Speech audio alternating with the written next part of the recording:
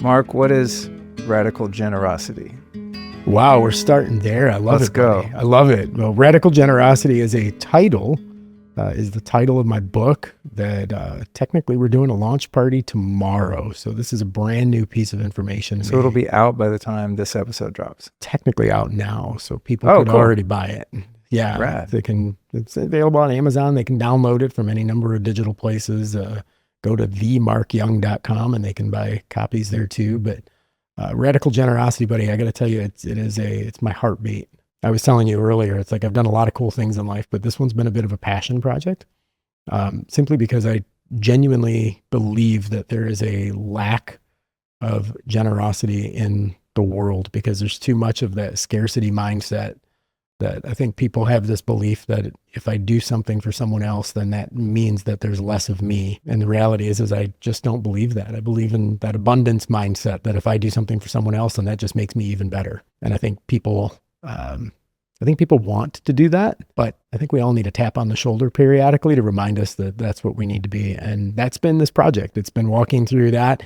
And also my goal is to dissociate generosity from money. Because we hear generosity and everybody gets this vision of a wallet and cash and credit cards and all this other kind of stuff, like, oh, feed the children kind of mindset. And it's like, no. Like generosity takes so many different forms, financial being one and a very important one. But how are we generously sharing our time? How are we generously showing up in valuable ways in our relationships? How are we sharing the wisdom that we have accumulated over years? We're about the same age. And it's like, sometimes I look at people in my own office and I'm like, how do you not know this? And I'm like, well, because I've lived twice as many years as you. Like, that's how I know this and you don't. And how am I showing up in a generous fashion to mentor? And then lastly, I actually go through in that book, the topic of how are we generous with ourselves? Oh, that's good. Sometimes that's the hardest one. Yeah. Well, yeah, especially for people who are in this, I grew up a lot of the church circles even, and it's like, and the more volunteer hours that you clocked, like there was going to be an award for it. And it's like, no, like sometimes the best thing you can do is take a nap. Like that's the holiest thing involved today is a nap, because just giving yourself that moment to take a breath, because, metaphorically, the flight attendant tells you to put on your own mask first before you help anybody else in case of emergency. Right. And it's like, I think we all need a little reminder about putting on our own mask first sometimes.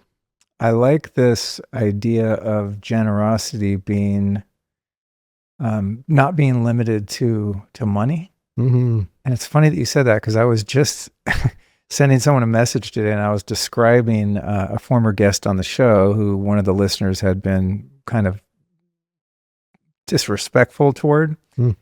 And I was writing a message and I was going to describe them as generous. And then I was like, oh no, that makes it sound like she gave me money or something, right? But it just intuitively, that term came because she's just generous in spirit, like in terms of her level of attention and presence, right? I mean, it's like, think about how many people lack the ability, myself included at times, I'm sure, to just be fully present with someone, right? Mm-hmm. Turn the phone off. Yeah, and just turn the mind off, right? And turn off the need to say what you feel like you need to say, or a response to what they're sharing or going through, but to really just learn how to be a listener. Totally agreed, man. And it's interesting to me because I've fortunately had a lot of experiences over the course of my life where generosity has affected me. And I tomorrow we're doing our launch party. I was telling you about it. And it's like the entire premise is not about, tell me about how generous you are, because that's a really awkward statement, right? Like I've had people who've already read this book and come to me and been like, you don't tell as many stories as you did in your last book. And I'm like, no, because it's not about me. Like that's not the intention. Like it's not about, let me tell you all the generous things I've done. It's more about, let me tell you about other people and how generous they've been, or let me tell you about how other people's generosity has impacted my life. Like we are all benefactors of other people's generosity, whether that's through mentorship, whether that has been through financial support that people have given us. We all started at zero somewhere, right? Whether that has been through relationships that showed up, like, times in life that are harder than others. Like who were the people who just sat? They didn't talk. They didn't do anything. They didn't write a check. They didn't do anything to fix the problem. They just sat with you. Like sometimes that is the most generous thing a person can do, is just presence. As you said, So yeah, this has been a fun project because I love disassembling and reassembling things. And generosity to me is it's a lifeblood virtue. So I'm super excited to get that message out, right? It's the whole pay it forward, right? Epic. We'll put a link to your book at lukestorey.com/Zona, Zona. What do you think it is about the human psyche or the human condition that makes it so difficult for us to see the value in serving others? Oh, he's going to unpack all the existential stuff here. I like it. Well, my background is actually in clinical psychology, so Oh, really? I'm going to actually love this conversation. Cool. I'm going to say that most of it is the body's, the psychology, but also a physiological defense system. And it is that idea of scarcity, that we're programmed to believe that what I give is no longer mine, as opposed to what I give leads to me getting more. And I think people have this tendency to think that it's karmic to believe that if I give to you, then the universe is giving back. And it's like, no, we don't understand, even on a physiological level, just the act of generosity, if nothing else, just the thought of giving something to somebody else actually is an oxytocin release. Like literally physiologically, the helper's high. Helper's high. Like but helper's high, it happens, and it's clinically studied that the helper's high actually happens even when I just think about giving something to you. I don't even actually have to release it. A lot less sacrifice involved. Literally, right? So I'll just think generously, right? The thought is what counts. Yeah. I'm going to give that guy $1,000. Oh, it feels good. Never mind. Exactly. Oh, this felt good. Now I'll just keep the 1,000 too. But just the idea of that is a physiological change to people. But I think that we get into a competitive space. I think social media has led to a lot of it because I'm comparing what I live every single day to everybody else's highlight reel. And that becomes an issue too, right? Because how can I compare my daily lows to everybody else's high points and expect those to ever look any way comparable? But I think there's a connection there. I think we are unfortunately, from a societal standpoint, programmed to believe that giving removes something from me rather than adds something to me. And I don't believe that. I believe that what I give comes back to me in more ways. Like I live my life better than I deserve. And I don't mean to make that sound like a cliche because I could literally unpack that for you. But the reality is like we are able to give in a relationship without the expectation of return. Like give to anybody without the expectation of return. Like I love the idea of mentorship because what is that person going to do for you?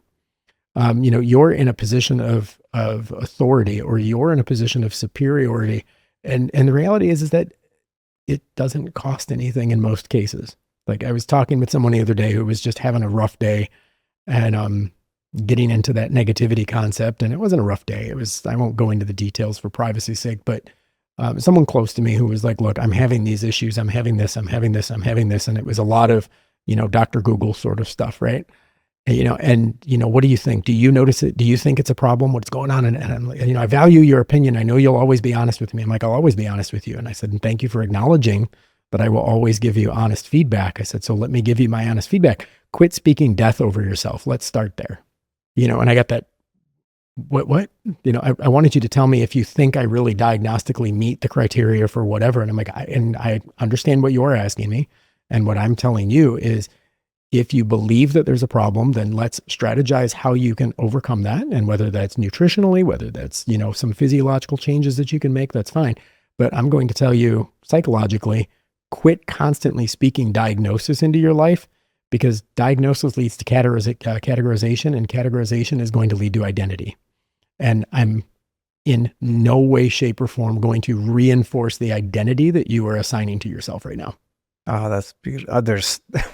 That's a whole podcast in and of itself. We need to do this again. It's like, that the phenomenon of identification and taking on like a disease or pathology as who you are, right? I think that's one of the things that keeps people stuck in a loop of said disease, right? Like you can't cure a patient who has identified with the disease. Yeah, even I have a cold. It's like just in the neurolinguistic part of it, oh, I'm experiencing a lot of mucus. Or, there's a number of different Absolutely. ways you could describe the symptoms so that you can communicate or seek a solution or get empathy from people so they kind of know what you're going through, right? Or even identifying as as being an emotion. That's something I catch myself like, oh, I'm angry or I'm afraid or you made me feel this or you made me feel that. So much of the language we use unconsciously, I think, reinforces the thing that we're trying to avoid. I one of the things that this is going to be crazy to me because, and I love that, for instance, I don't know if you're bilingual and speak any other language other than English, A but little Spanish. A lot of years in LA will do that for you. so, okay. So Spanish, you're familiar. But if I take the verb ser, to be, and then I take the verb estar, to be, two very different words and very different use cases, because one of them is to be as a state of identity, and one of them is to be as a state of just present placement, if you will. It's like, I am tall, but I don't say things about permanence using that same verb form when I'm talking about an emotion or when I'm talking about I'm tired. Well, yeah, but I'm not tired as a person. Right. I'm Right. currently It's not who experiencing you are, or tiredness. what you are. Right, exactly. Yeah. But I love that bifurcation of the way that verb is even used, because we in English use the exact same word. And I don't think our brain recognizes temporary states versus permanent states. And we speak that, I am diabetic. No, your blood sugar needs some work. Right. Like there's the difference between those two things. It's like a negative self-hypnosis kind of thing. It's this concept of psychoneuroimmunology. Wow. Like, how do we actually speak words right into our cells, that our cells continue to believe that over time, because we're literally telling our body what we need to be a defense. If I walked up to you and said, Luke, there's someone outside wanting to kill you, you haven't done anything, but your cells immediately start behaving in response to that stimulus. Like, you immediately move into a sympathetic nervous system because those words triggered a physiological reaction. If you're constantly telling yourself things on a daily basis, how does your cell not respond in a fight or flight type state? You're going to. If I tell myself every single day that life is bad, and I tell myself that I'm never going to fix my disease, and I tell myself that, this is imminent, and it's that we're back to that exact same mindset, right? It's that scarcity mindset that things are going to be bad and I'm not going to have enough, and there's not enough immune system to fix my disease, and there's not enough this and not enough that. Like, our cells respond to that the same way they would respond that if I walked in and gave you bad news. Your body responds to it in a very reactive way before you even process. Oh man, so true. It is like I've had situations in which I get a text or an email from someone, and I create meaning behind it. Yes, or the lack thereof. Someone doesn't answer. This is a good example. Okay, I text someone, and I kind of put myself out there. I'm a little vulnerable, like I need a favor, or I'm asking for help in some way. Right? They ghost. And then the mind will create all this meaning about it. Oh, they don't respect me. They don't like me. Oh, that one time we were at this party. They probably thought I was stupid because that one thing I shouldn't have said, all that, right? And then you start to feel badly. And then they text you back and they're like, hey, sorry, I was in Thailand, man. I love you, bro. I miss you. What can I do for you? And you're like, all that mental energy and negative emotions was just completely built on fallacy. And yet your physiology responded to rejection. Yeah, totally. Like, you responded to rejection in that way. It hurt. There was shame. There was all these other kinds of things that you were programming your body to react to, right? Like, you lost your appetite. You didn't sleep correctly. Like, all of this stuff happens. And I don't think that people give enough emphasis on the power of that kind of stuff. Just personally, that it just happens to be a stage of life that I'm in right now, because I think different topics attract us in different ways at different times. And I think that's where I am right now, is just really paying attention to the power of words and the power of really showing up in that way. So to the point of radical generosity showing up, like, I believe this is, I'll use the word manifested in my life in a time that it's forced me to look back at the last, 30 plus years of my life and recount some of the high points, deal with some of that stuff. I mean, I'll be honest and tell you that there's even been relationships in my own life that have gone unhealed for a very long time. And even the writing of this book was like, wow, forgiveness is an act of radical generosity.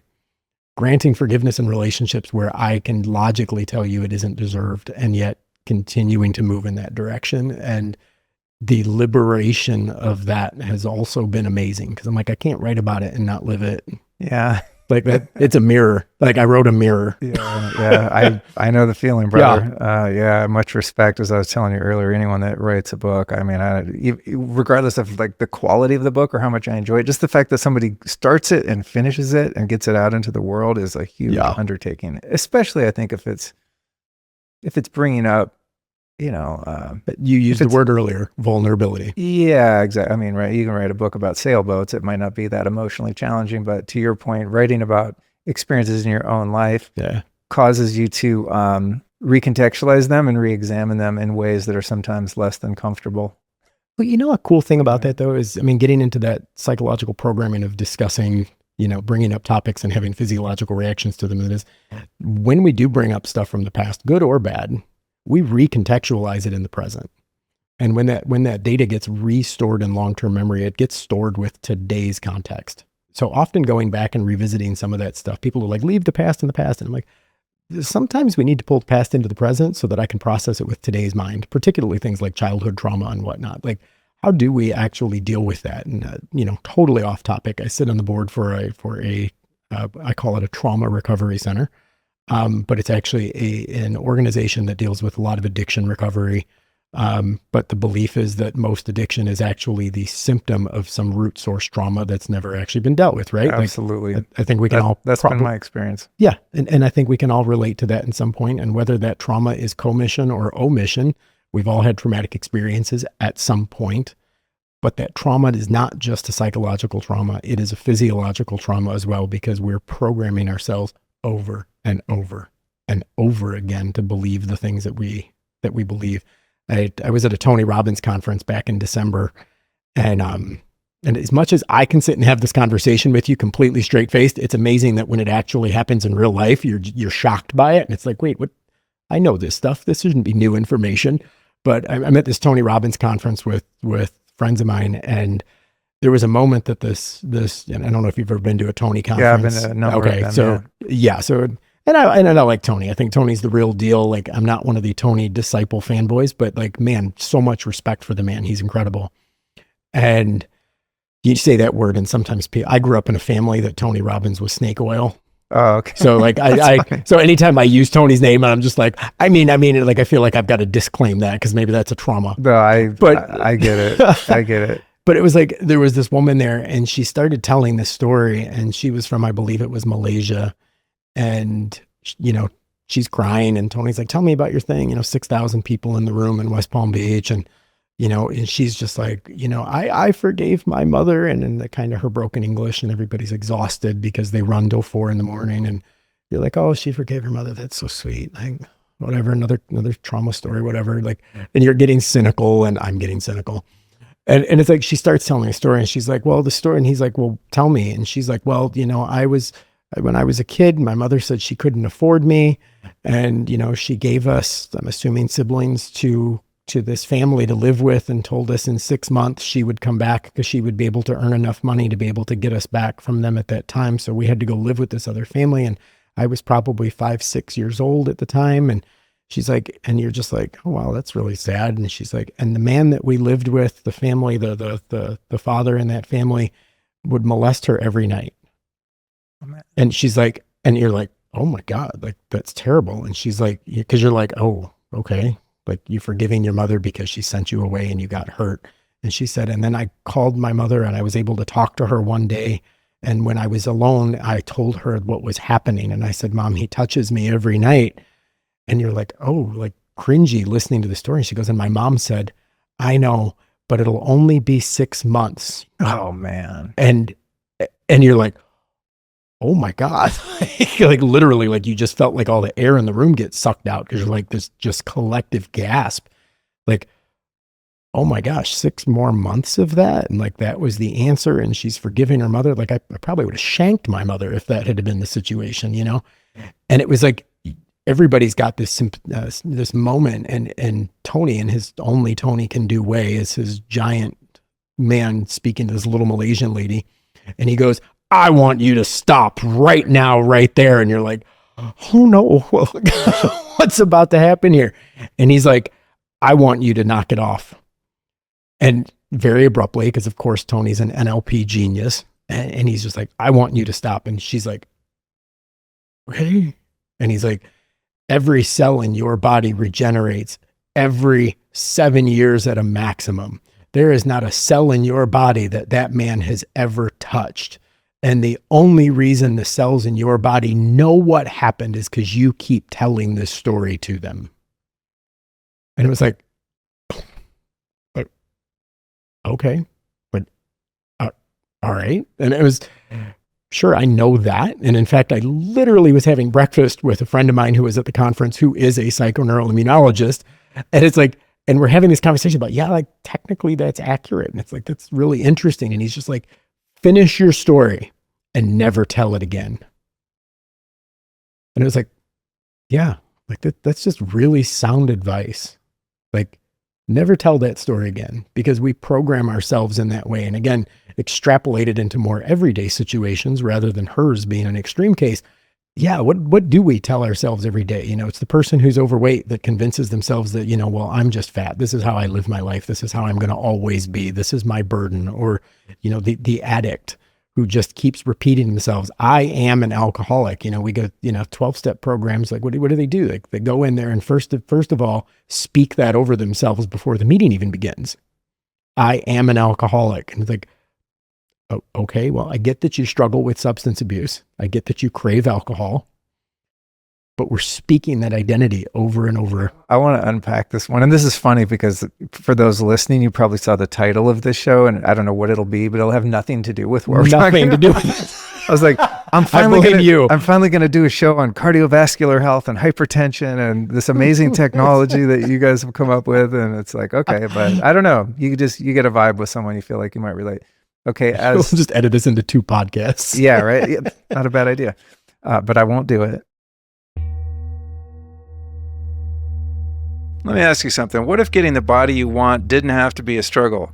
Because the truth is, losing weight isn't just about diet and exercise. It's actually about hormones, metabolism, and how your body regulates hunger. So if you've ever tried a restrictive diet and ended up regaining the weight afterward, you know exactly what I mean. Enter semaglutide from Limitless Living MD. It's a science-backed, FDA-approved peptide that helps control appetite, reduce cravings, and support long-term weight loss. Clinical studies show patients losing 15 to 20% of their body weight, way more effective than traditional diets. With just one little old injection per week you give yourself in the comfort of your own home, you can take back control without the struggle of counting calories or starving yourself every day. And by the way, the benefits go way beyond the scale. Semaglutide stabilizes blood sugar, boosts metabolism, improves energy, and even supports better sleep. Founded by Dr. Samuel Lee, one of my favorite people in the world, and former guest on episode 496, by the way, if you want to learn more about him, Limitless Living MD gives you expert guidance, a customized plan, and ongoing support so you're never doing this thing on your own. To get on board and get fit and thin, head over to limitlesslivingmd.com/Luke, and if you punch in the code Luke, you'll get 12% off your first order. So book a free 15-minute consultation to start your path to wellness today. That's limitlesslivingmd.com/Luke. Okay, so I have to talk about this because it's something that's so interesting to me as a I guess you could say a former addict and alcoholic, or a recovering addict and alcoholic. As I was telling you downstairs, it's been 28, coming up on 29 years, right? That's awesome. Since I was freed from that hellish life. But that thing of identifying and verbalizing, like, I'm Luke and I'm an alcoholic, I think the value in it is, and it might be some semantics kind of thing, but I think in the beginning for me, the value was in the surrender, right? It's like, okay, yep, you know, yeah, I've been reduced to this point in my life, and that's kind of, you know, all I have going on, and that's the elephant in the room that I need to address, right? But then at a certain point, even years into my own recovery, I started having a hard time wearing that, right? So then I would start to play with it. Well, I'm Luke and I have alcoholism. You know, it's like, well, do I? There's only one way to find out, and that's to have a drink again. And I'm not going to run that test, right? Right. So I personally, at this point in my life, I don't think really refer to myself as an alcoholic. Mm-hmm. But if we were at a bar and you're like pressing me to have a drink and ask me to explain why I'm declining it, I probably just by default would say, oh, I'm an alcoholic, or I was an alcoholic, or something like that. Then no one's really come up with a workable, concise way to describe that. And also, as I said, I think in the beginning, it's important for people like me to go like, okay, I'm like admitting that I have this issue that I have not been able to solve on my own. And so I'm going to a group of people and accepting their generosity and love and service to help me overcome it. And part of the entry to avail myself of that help is to say like, yeah, I got this thing, whatever it is, and I can't seem to solve it on my own, you know? My ex would always use the phrase, she would say, I'm in recovery. Yeah, that's a good one. And the in recovery was less of an identity and more of a temporary placement. Right. You know, that it's not something I am, it's something I'm participating in. Absolutely. Yeah, I'm participating in recovery. Or the other one that I've heard a lot of is, no, thank you, I am sober. Oh yeah, that's good. And I was like, okay, well, sober doesn't necessarily even mean that you have a struggle with alcohol. That just means you're alcohol free. Because I'm not an alcoholic myself. It's not been a struggle that I've had. I've had plenty of others. Yeah. Like, that's not my cross to bear, but I could tell you I'm sober. Like, and it's not an admission of anything, but I do like the linguistics of it, because there is a neuro-linguistic programming component that I think happens there. And I do understand the surrender portion. You know, people that are in Alcoholics Anonymous or Narcotics Anonymous, like, highly support that. In fact, you know, a little bit of background there. I actually lost my mother to alcoholism. Oh man. So very familiar with the topic. Yeah. And there was never an admission. Well, yeah, that's the thing, right? Is like when you're an addict or alcoholic, denial is the probably the biggest roadblock, right? And then oftentimes there's a period where you kind of admit it to yourself that something's going on, right? And you can keep the wheels on it for a little while, but when the wheels fall off and you have to admit to other people that you have a problem, how else do you say that, right? Because people say, you're an alcoholic, you're a drug addict. No, I'm not, you know, and that ego of defiance will resent that and also just push that reality away. But when you finally get to the point where you hit bottom, it's like, okay, you guys were right. Yes, as you said, I'm an alcoholic. I admit it, right? It's like the admission of defeat that opens the door for grace, right? Because it's like that. It's more of it's like a statement of humility that allows you to start to evolve through it, you know? Well, isn't the first step, again, I'm not personally acquainted with the 12 steps in that way, but it's admitting that you're powerless over the problem. Yeah. But it's literally that idea that it's like, past the denial. Yeah. I'm powerless. I can't do this. And I think the confession of I'm an alcoholic it's two things. I think the first thing is the admission of powerlessness. And it's also identifying with the group. Yeah. It's that we are the same. And in so many cases, I mean, you know, I'm a marketing guy in a lot of, you know, in most of my life. And in that case, I will say that we deal with some clients in the healthcare space that, we have one client who has a supplement product that, it abates. And I will say, and I don't want to step on FDA terms or anything, but it's like it pretty much eradicates or arrests the symptoms associated with ALS. And we were having a conversation in our office recently, and somebody was bringing up topics of like demographically identifying or working out, you know, who's the demo that, you know, this product resonates most with. And in most marketing conversations, that's a great conversation. Like, who's the demo? Is it women over 45? Like, you know, no, it's anybody who's ever heard the words ALS come out of a doctor's mouth. And demographically, it doesn't matter. You know, and I'm telling our team, I'm like, thank you. I'm glad everybody's having this conversation, but I'm going to fast forward and say none of that's relevant. Like, I'm just going to interrupt your conversation and say, nope, throw that off the table. I'm going to fast forward to you and say, it's kind of like being diagnosed with cancer. It doesn't matter how much money you have. It doesn't matter what color your skin is. It doesn't matter male, female, gay, straight, Jewish, Hindu. We both have cancer. And we are now part of a subgroup that no one else in the world understands except us. And I believe that Alcoholics Anonymous admission of I'm an alcoholic is the same thing. Yeah. Very well said. It is Very well said. We're part of a subgroup. Yeah. We are the same regardless of everything else and all the roles and personas that we play outside of this room. Lowest common denominator has just been admitted by everyone here. Yeah.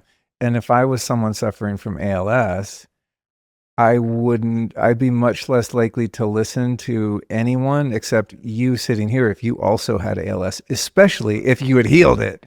I'd be all ears. 100%. Right? But some Dr. Google guy over here that's, oh, ALS, well, have you tried this and that? It's like, noise. I want to talk to a 100%. person who solved the problem, or someone who understands and has the empathy for what it's like to live with it and deal with it. And you've touched on so much of a heartbeat of mine, and it kind of ties back to this whole idea of radical generosity again, and that is, we are relational beings. We are not transactional.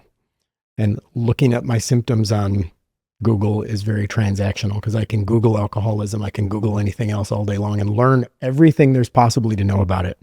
Sitting across the table from somebody and having a conversation from it builds a relationship. And that relationship not only creates knowledge and empathy and all these other kind of things, but physiological reactions to us, because there is a shared community. There is that love hormone response that takes place when we are in community with like-minded people. And I think that's something that we are lacking in our tech world, because chatting with you on Facebook is a very different physiological reaction than actually sitting here face to face like we are. And it's true. I mean, Zoom meetings are not like sitting around a table. That's why I do so few Zoom podcasts. I can't stand Absolutely. it. I've gotten so spoiled from being able to like sit here Knees to and knees. share space with people, Knees to knees. There's just an energy change that takes place that you can't duplicate through technology. Yeah. I'll wait 2 years, to do an interview if somebody can't make it to Austin. I don't disagree with you. I'm glad this worked out. Yeah. It's funny though. There was one time I really wanted to interview Gabor Mate, right? Because, trauma and addiction, all that stuff. And he's, there's people said, well, he's not coming to Austin anytime soon. We'll have to do it on Zoom. So I said, okay. And this went on for like a year or something. We're trying to book it. We finally do it. We have a beautiful conversation, albeit on Zoom. Right when we started, we introduced each other, and he said, oh, Luke, where are you from? I said, Austin. He goes, I was just there recording a bunch of podcasts. I'm like, hello. Wow. He'd been on Rogan and whatever. And I'm just like, dude, I just missed him, Oh, But man. after that, I was like, all right, we got to stay in communication with people, and make sure we don't miss them when they come in.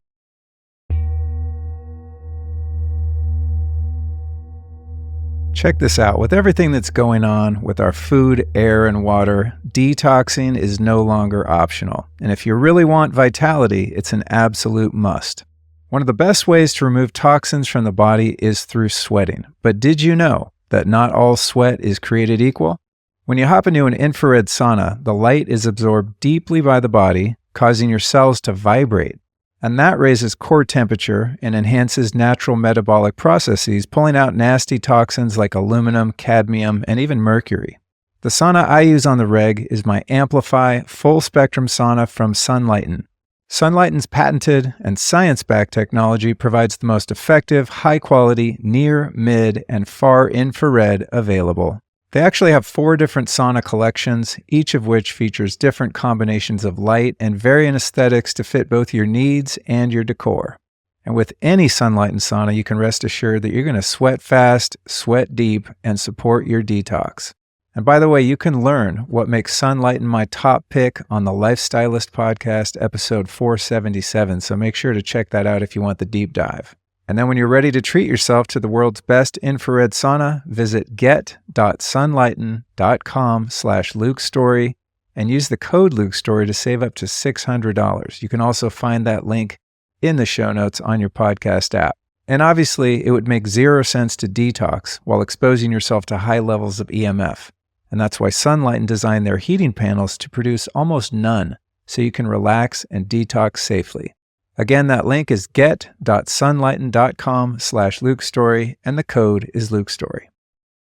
All right, so what are we actually talking about? Yeah, I love this train of thought, and there's other things keep pinging in that I could refer to, but I want to talk about the topic of cardiovascular disease and heart health and all this stuff.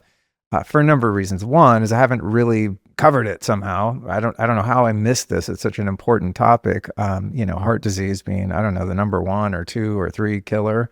And my dad, sadly, a couple months ago died of a sudden and massive heart attack. So sorry. Which I think was, there might have been some pharmaceuticals largely, if not completely responsible for that. But nonetheless, that happened. So that's kind of top of mind, thinking about like, wow, if you think about the heart, I mean, if you, from a metaphysical point of view, it's like, oh, I feel your heart, man. Oh, I'm a little sadness in my heart. It's like the heart is the energetic center of your whole being, not just your physiology, right? It's like your heart, you lead with your heart. I mean, this is like everything. The brain's almost inconsequential. It's just like a necessary computation tool so you can hopefully find what you're supposed to do here and execute, right? But the heart is like where everything comes from. And it's funny because I just, I forget I'm 54, right? I'm just like, oh, I feel good. Hair's getting a little thin, but generally pretty fit, still kind of holding up. And I go, dude, people my age, your average American or, Westerner, they're starting to have heart problems by now, blood pressure, low, high. I don't even know what the problems are or how to fix it because I haven't experienced it. But now I'm seeing, people in my life, having sometimes pretty substantial issues. And it's like, oh, I need to cover this. And then I've seen this Zona device around at events for, I don't know, a few years, I think now. And I walked by the table and, oh, the little thing you squeeze. I just didn't really grab my attention until I became interested in this particular topic. And I'm like, okay, these guys have really discovered something very unique and novel and backed by so much research. So I thought, okay, we got to talk about this. So we will transition now into that. And I know there's something you know a lot about.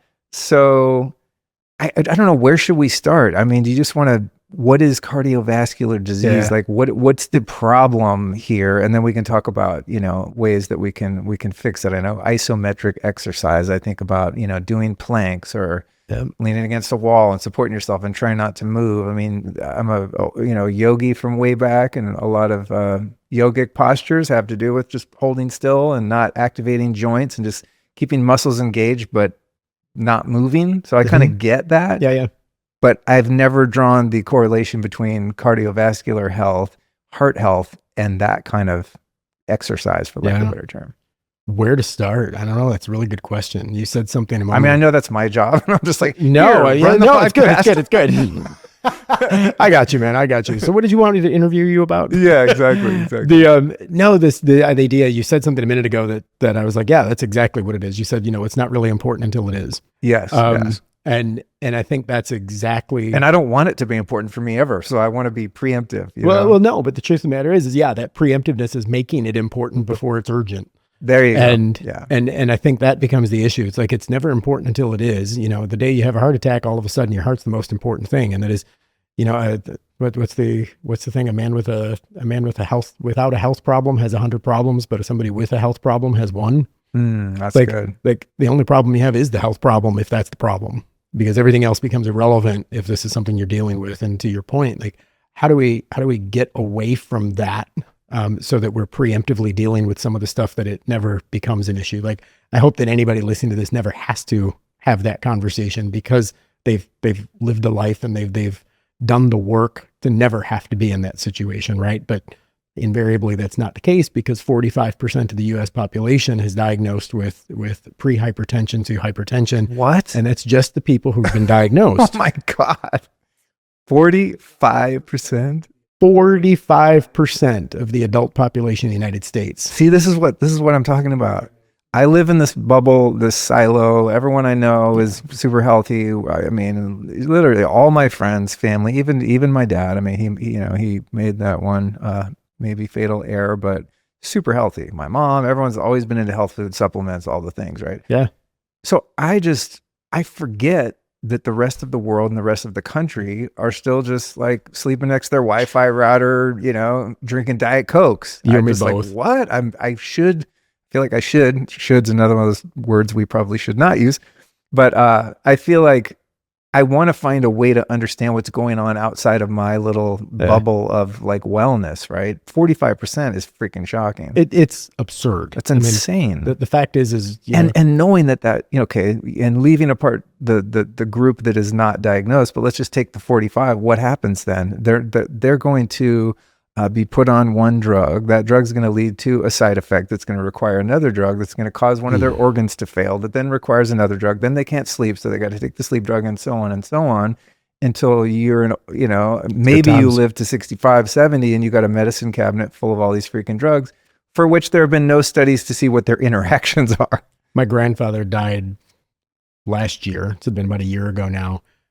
5 different antihypertensive drugs every day. Whoa. And here I am talking to you about cardiovascular fitness, right? And a member of my own family's dying. And here's the connection. And I hate to even say this because I'm cynical when I say it, and it's not because it's not out of a love lost by any stretch, but it's like 5 antihypertensive medications taking per day to keep your blood pressure in check, and yet died of kidney failure. I'm like, well, that's not a surprise. Like, we put so much stress on our own bodies in this way. I was just reading a post that Kiran Krishnan, Kiran, I'm sure. Yeah. He's coming on the podcast Friday. Oh, no kidding. Yeah, He's probably going to be in town for HOS. Yeah. It's a busy week for the Health Optimization Summit. Shout out to Tim Gray. Great outfit over there. Yeah. No, love Kiran, but he was saying something in a post, and it was all about gut leak. And it's like, well, anything that's leaking out of your gut is getting processed in your liver, which means that by not dealing with your leaky gut issue, you're ending up with liver problems from it. And I was like, well, yeah, that got to filter somewhere, right? If we're not going to expel, we're going to have to filter. I mean, that's just kind of how that works. And I'm like, yeah, the body works in a very harmonic way. And like I said, five drugs, yeah, your liver's going to take a toll. Your kidneys are going to take a toll. Like you're going to end up in that situation. And then, we write kidney failure on a death certificate. And it's like, when in fact, if we would have went and connected the dots a couple of steps back, we would have found that wasn't the problem at all. Had we have controlled this problem, perhaps this problem never would have happened. But we don't do that murder she wrote kind of investigation to go back into the history of, when I was a kid, when you were a kid, we used to play a game called Mousetrap, right? You remember Mousetrap? And it's like, sure, the end result was the mouse got trapped, but there was like 23 other little things, and the boot hits the ball or rolls down. That all of that stuff was data leading up to that. And we could have interrupted that mousetrap game at any time, at any step in those 23 stages, and we didn't.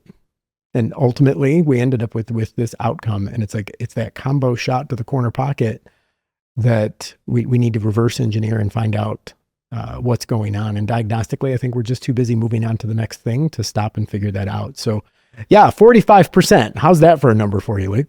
That's gnarly.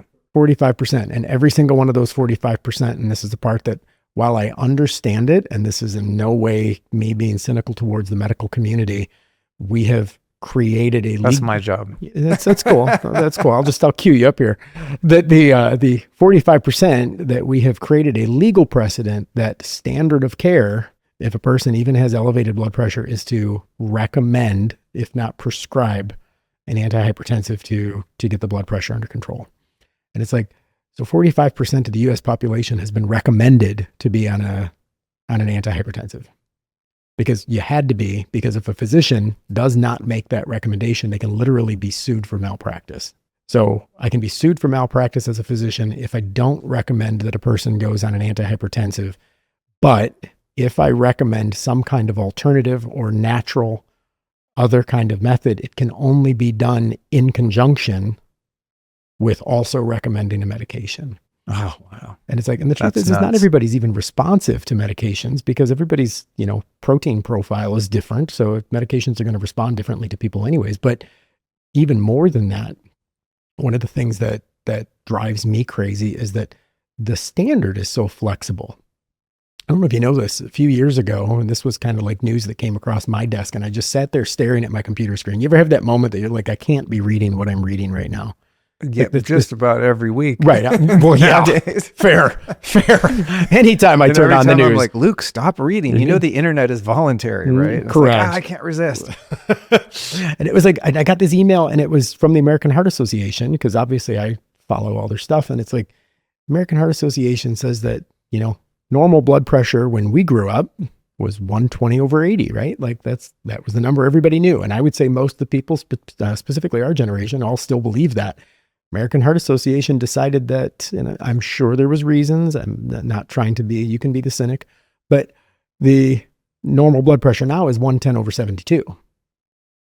And it's like, and I say it reading this and I'm like, so somebody whose blood pressure was 115/75 was good last week, but this week they're in a problem. Or someone who was 120/80, they were textbook Tuesday, but when Wednesday's email came out, they were now pre-hypertensive. I'm like, you changed the rule. Like if I said that everybody over 5'11" was considered tall, and then all of a sudden it's, no, we actually meant 6'2". And then all of a sudden it's like, well, what, we have more short people in the world now? Like, did we just create a phenomenon? And I thought like, so if it was a 10-point gap systolic, it's like anyone who is in that gap is now suddenly considered at risk. And I'm like, well, what is the reasoning behind that? Like, and again, the cynic in me pipes up and it's just like, well, anybody in that 10-point gap now is part of standard of care. Like, does that mean we're going to prescribe more? Because that's what it would tell me. And I'm like, well, don't be so cynical. Don't be so cynical. And I'm like, I know, but when there's so many alternatives out there, we're not educating people on what this really means. And we were talking the Tony Robbins, 7-year thing. And it was like, and this is an interesting thing. And I'll be honest with you and tell you, it wasn't that long ago that I even learned this fact, which I thought was really interesting. And that is, we say that every cell in the body regenerates within a 7-year period, some faster, some not faster, except the heart. And when you start talking about the existential side of the heart being that lifeblood of all things, that's where I feel, that's where I, whatever, my brain is a computation tool. It's like, it's interesting that the cells that exist in your heart at a core level are the same cells that have existed in your heart since you were born. Wow. Like the rest of your body's regenerated. And that would explain in part why it's so difficult to get over a broken heart. I mean, emotionally speaking, physiologically speaking, 100%. I mean, thinking about the somatic experience of emotions, right? Yeah. How things get kind of stuck in your body. Because when you're describing that thing with Tony, I was like, yes, but also I know as someone who's lived through a bit of trauma that I've had to do a lot of work to actually get it out of my nervous system, regardless of whether or not I'm talking about it constantly. It's like I avoided looking at those things for decades, and when I started looking, I was like, oh, something's still there, Absolutely. But the heart, I think, really exemplifies that. I mean, both on the physical, obviously health level, but also just the way we sort of hold on to pain seems to be right here. If you talk to someone about a past hurt and go, where do you feel it in your body? It's usually right in here, Interesting. And the truth is, but when the heart doesn't regenerate, it means that anytime the heart experiences damage, the damage stays. Oh. Because it's not regenerating. So it's like the ticker only goes so long, and periodically we experience these cardiovascular moments that these events, whether heart attacks, any kind of cardiovascular disease, like all of that's anything that's contributing to the heart having to work harder than the heart should have to work, is causing additional stress on the only muscle in your body that's not regenerating. And that's a thing. Like that's a thing to pay attention to. Like, so when you talk about, I gotta start using this freaking Zona every day. I know, right? I rearranged my office and I put it in another desk drawer. And then I was like, oh shit, I got that interview today and I got it out. And I did it this morning and I was like, dude, why? This is so easy. It takes like 2 minutes. So dumb. I'm like, literally you just sit there. It's kind of a little meditation. And I go, why am I not doing, I'm doing other stupid shit for 2 minutes that has way less long-term impact. So totally. I'm getting re-inspired as you talk. So I like it. I like to be inspiring. Let's say I like to be inspired too, but inspiring for sure. Yeah. I mean, I'll tell you a little bit about this. I know that's really our topic to talk about. It was supposed to be. We talked about everything except that. Like we're going to start sharing recipes here in a minute, I'm sure. I mean, I think like with the topic of cardiovascular health and the Zona and all that, I feel like when I was a bit younger, I would have been like, man, my heart's fine. That happens to old people, So if there are younger people listening and you're like, my heart's rocking, it might very well be. Send this episode to your parents, or Absolutely. Someone older who's still in good health, because I think you guys are really onto something. in terms of that preemptive, right? Like a really easy habit to, it's an easy buy-in, it's easy compliance with huge upside later in life. 100%. Well, and I'll say this, the preemptive crowd is not a crowd that typically acts, because we tend we tend to not do a lot of things because we're because we're being proactive. Like we tend to be reactive, and again, the marketing guy is always like, yeah, people always try to react when there's pain, because I spend money, I spend time, I do these things when pain is involved, because I want to eliminate pain, because I will 5 times more likely do something to stop a pain than I will to even bring a pleasure. And when it comes to doing something that is, preventative, like just don't even bother talking to me about it, because I'm probably not going to do that, right? People really have bad habits around preventative things by and large. And it turns out a lot of the things that we like that eliminate pain also are preventative.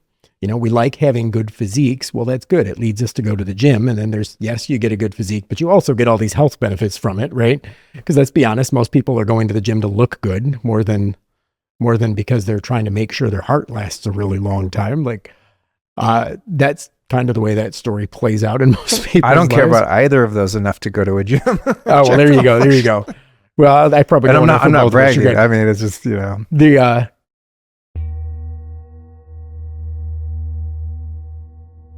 If you're a fan of this show, you likely have some knowledge of the concept of quantum energy. We've covered it a lot over the past few years.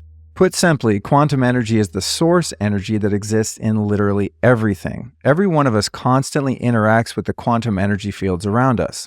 What sucks, though, is that your energy field can be greatly disrupted by environmental toxicity and chaotic energy created by EMF. Well, thankfully, the innovative folks over at Lila Quantum develop products to strengthen and protect our biofield and even mitigate harmful EMF. But let's be real here. Anyone can make claims about quantum energy products because this energy is, by its very nature, invisible and therefore difficult to prove. What can be proven, though, is whether or not a quantum energy product has a positive impact on the body. To solve this, Lila Q provides a grip of randomized, placebo-controlled single and double-blind studies proving the many benefits of their products. Of the various studies listed on their site, the dark field microscopy studies are some of the most intriguing. These studies demonstrate significant protective and improvement effects of the quantum block technology on human blood following only a 10-minute exposure. To feel the effects of quantum energy yourself, here's what you do. Go to LilaQ.com and use the code Luke10 to get 10% off your first order. That's LEELAQ, LilaQ.com. But yeah, so I want to do a kind of unpack how this even works, though, because we've teased everybody and talked about Zona and said nothing about it. For those watching the video, there you go. It's right here. Here, I'll do a demo. Okay, so tell me what's happening. So, I have it the wrong way. I was going to point that out. I didn't know if that was too obvious. So, and then you can tell us what it is. Okay, so it says squeeze as hard as you can. Grip strength, right? It says stop. Let's tell you, switch hands. Okay, rest do for it a over second. on that side. Then the left side. It's funny because I was stronger this morning. This is embarrassing. Oh, there we go. Left's kicking it. 66. Stop. It probably means you're right-handed. Yeah. Most people don't realize that your non-dominant hand is stronger than your dominant hand. Everybody assumes it's the opposite. Yeah, because your dominant hand is actually more positioned for doing, you want to switch back to your right hand. Oh, yeah. Okay. Yeah, your non-dominant hand is actually used for leverage. Your dominant hand is used for fine motor skills. Interesting. Yep. I write with my right hand. I manipulate a fork with my right hand. If I were to reach up and pick up something small off the ground, I would probably use my dominant hand to do it because it's more tuned to motor skills. Your left hand is the one that you brace things with. So I pick it up and then I hold it with my non-dominant. I know, so cool. Yeah, I'm just full of trivia here for you, buddy. That's super cool. So to explain to people what's going on, so I get a little sign on the screen, and it'll tell me hold when I have just a steady pressure, right? And then if I squeeze too hard, it'll beep and say squeeze less. If I let it up, it'll beep and say squeeze more. So the goal is it's 2 minutes, right? It's 2 minutes, 4 times. Okay. So 2 minutes on your right, then left, then then left. But I'm going to walk you through the physiology of what's happening there, because Zona, so I'll take you through a little bit of a history lesson. Just hold it. Hold it, it'll stop. Exactly. Nobody has to check their audio. That was actually the device. It's giving me my score. It's like incomplete, abort mission. I know. I was trying to demo it. The science that is here, we call it the accidental discovery, and that is the original science behind it was a doctor by the name of Ron Wiley. And he was a research scientist who had worked with the U.S. Air Force. And they were actually working on trying to figure out why when pilots go into Mach speeds, they actually black out, which is called G-force blackout. And if you saw the latest Top Gun movie, you'll remember the moment. I didn't, but I get the concept. Oh, yeah. You go into that Mach speed, your blood pressure goes so low, you pass out until your blood pressure recovers. Well, they've got... a good band name, by the way, G-force blackout. Oh, it wouldn't be a bad one. I'll take note of that. Carry on. So, thank you. But the idea that you're going into G-force blackout, he was hired to study that and find out how in the world can we eliminate this, because we've got pilots who are up in the air unconscious with multi-million-dollar aircrafts, right? Well, at the end of that study, I'll be honest with you and tell you, I don't even know what the results of that study were because they're kind of irrelevant.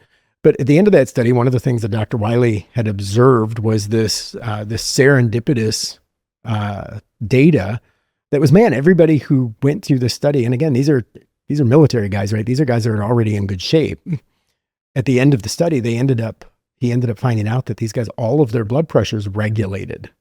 And he's like, that's just so weird. Like we ran them through for months. We put them through all these stunts. We made them do all this stuff because they were flying during that period more than they had ever been flying before, right? Like they were literally every day testing to see how they would pass out and whatever. So he's like, this is interesting data.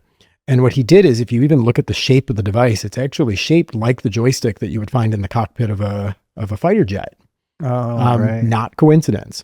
And what he discovered was that the grip that the individual would put on that joystick while they were flying, they had to hold a tight control of it, but the grip that they would put there actually was an isometric hold because they had to in order to keep the aircraft under control.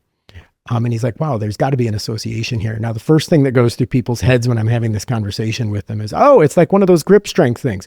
Nope, it's the exact opposite. And they're like, oh, I made like a stress ball. Nope, the exact opposite.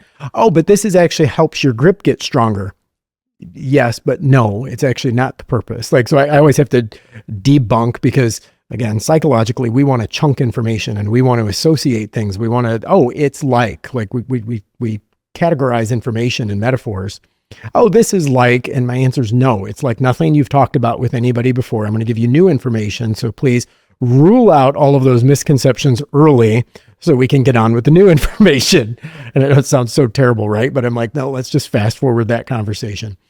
So what this is actually doing is it's isometrics. And if somebody doesn't know what an isometric exercise is, I always do the comparison. You mentioned a plank a moment ago, right? Like a plank is isometric. A sit-up is not. A sit-up is a concentric movement followed by an eccentric movement. And that is where it's the up and the down and the up and the down. It's taking a muscle group, tightening it, and then relaxing it, and then tightening it, and then relaxing it. It's the constriction of a muscle followed by the extension of a muscle. And it requires a joint to move. Yeah. Right? Yes, typically, because when a muscle tightens, that's what actually moves a joint. A joint doesn't move on its own. A joint doesn't move on its own. If I'm doing a Zona or if I'm doing a plank, I'm not moving at all. You're moving nothing. Yeah.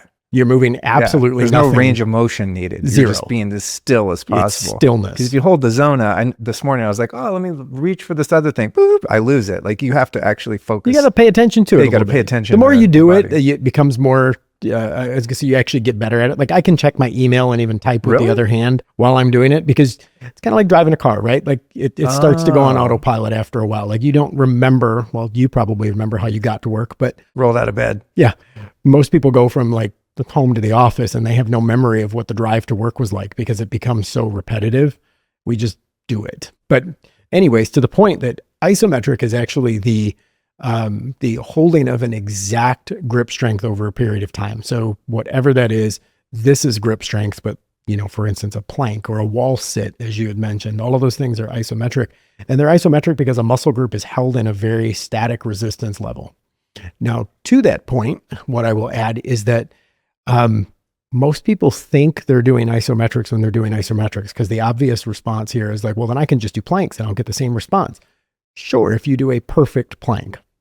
Okay, but I go to a HIIT gym and I've yet to see somebody do a perfect plank because it's like the plank turns into a pike which is when you put your butt up in the air and now you're doing downward dog and calling it a plank. And it's like, well, no, it's not actually a plank. Because you moved around and then it turned into a side plank. Now it's the other side plank. And now it's kind of like my knees are on the ground. It's like, no, you did a lot of good stuff. Like I'm not saying that your muscles didn't get a benefit, but it wasn't isometrics. Well, also there's no biofeedback. That's exactly what I was going to say. Right? Like even if you're the world's greatest plank expert, like you there's nothing telling you if you're making minor fluctuations. Whereas this seems like hyper. I mean, dude, I barely 100%. change my pinky Exactly. and it's like wrong. That's exactly right. And that this is a biofeedback device. So it's going to work with you on actually doing the exercise because it calibrates. So when you did the original one and it said squeeze as hard as you can, all it's doing right there is it's calculating what we call the maximum voluntary contraction. And that is how hard does your arm actually have the strength to squeeze? And then you notice when you're holding it, you're not holding it at that same grip strength. You're holding it at a much lesser grip strength than your maximum. But that's because the circuitry in the device itself is actually calculating an algorithm that it understands as what is the optimal range for Luke today. Because if you did it in the morning and then did it again at night, your maximum voluntary contraction is going to be different just based on whatever your body's experienced today. Some days you're stronger than others. The reality is that it's going to calibrate for each use. Then it's going to have you hold it there for a 2-minute period of time. Now, this is where the interesting part comes in. And I'm going to nerd out on the science with you here because there's a lot of cool stuff. And some people are like, oh, you do this and it's nitric oxide release and so on. Yep, that absolutely happens. Because one of the things that happens is when you're holding that at a 2 minute, your body, it's uncomfortable to hold a muscle group for the exact same amount of time. Like how many times have you and I both during this conversation moved around in our chairs? Moved our legs, got more comfortable, pressure points, so on and so forth. And it's like, because our bodies want to move towards comfort. If I'm holding an isometric anything, like a plank even, 30 seconds, 15 seconds into a plank, people are like, I don't know why everybody complains about this. Right? A minute in, you're like, it's got to have been 2 minutes already. Minute and a half in, and you're just literally fighting, trying to count the seconds before you collapse, right? Because 2-minute planks are the optimal plank as well, by the way. Planking longer than 2 minutes actually starts to have deteriorating benefit. Really? Yep, 2 minutes is the perfect. After that, it's diminishing return. I'm pissed at a lot of yoga teachers right now. That's funny. Yeah, no, 2 minutes is the perfect plank. Feels like 15 minutes you're there doing some kind of hold. No, 15 minutes is absurd. Like that's not even human. But you're holding this for this 2 minutes. Your body starts to have a sympathetic nervous system response. Because we're just in parasympathetic right now. We're just chatting. Everything's good. There are no wild lions trying to come eat us. Like we're sitting, chilling, everything's cool. All of a sudden my arm hurts. Like what's going on? Well, my first reaction is, why am I not fidgeting to fix that problem? I must have been, you cross your legs too long and you start to have circulation issues, right? Like what's going on? I want to move to a point of comfort.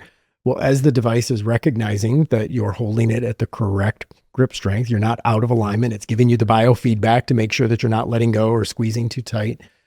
Your body starts to respond to that. And the brain's response to it happens before the body even realizes it. And your brain actually flips into that sympathetic nervous system because it's like something's wrong. There's got to be something wrong. The arm is uncomfortable and it won't go to a comfort state. Like we didn't voluntarily do this to ourselves. Of course, why would we do this? Right. Speaking the body collectively. And what's happening is your body starts to release nitric oxide, and it produces nitric oxide for the purpose of vasodilation, which is just the cardiovascular system starts to open blood vessels up to let more blood flow freely to the area that's in need. So you're almost creating this fake crisis in your body so that your body will respond in crisis mode, right? We do that all the time. I tell people one of the ultimate biohacks that nobody thinks about is a tanning bed. Like you literally go into a tanning bed so that you freak out your body to think that it's about ready to bake so that it releases more melanin. And as melanin's being released, we like the byproduct of the oxygenation process of the melanin, which turns us brown. Tanning is your body's defense system to not bake from the inside out, right? Like that's all that's happening. We're triggering that biohack because we like the outcome. Same thing's happening here. You're creating a crisis so that you get the benefit of what the crisis response gives. So yes, we create the crisis, nitric oxide is released. There's a beautiful layer underneath that though, and this is what's probably not understood by most people when they're talking about using Zona or isometrics or anything along these. And this is the studies that have been done for countless times. Mayo Clinic, Johns Hopkins University, Harvard Health Letter, you name it. I've got dozens and dozens and dozens of clinical trials that have been done on isometrics and specifically using Zona for decades, going back on this stuff. Can't put them on our website because they're human studies and the FDA doesn't like that.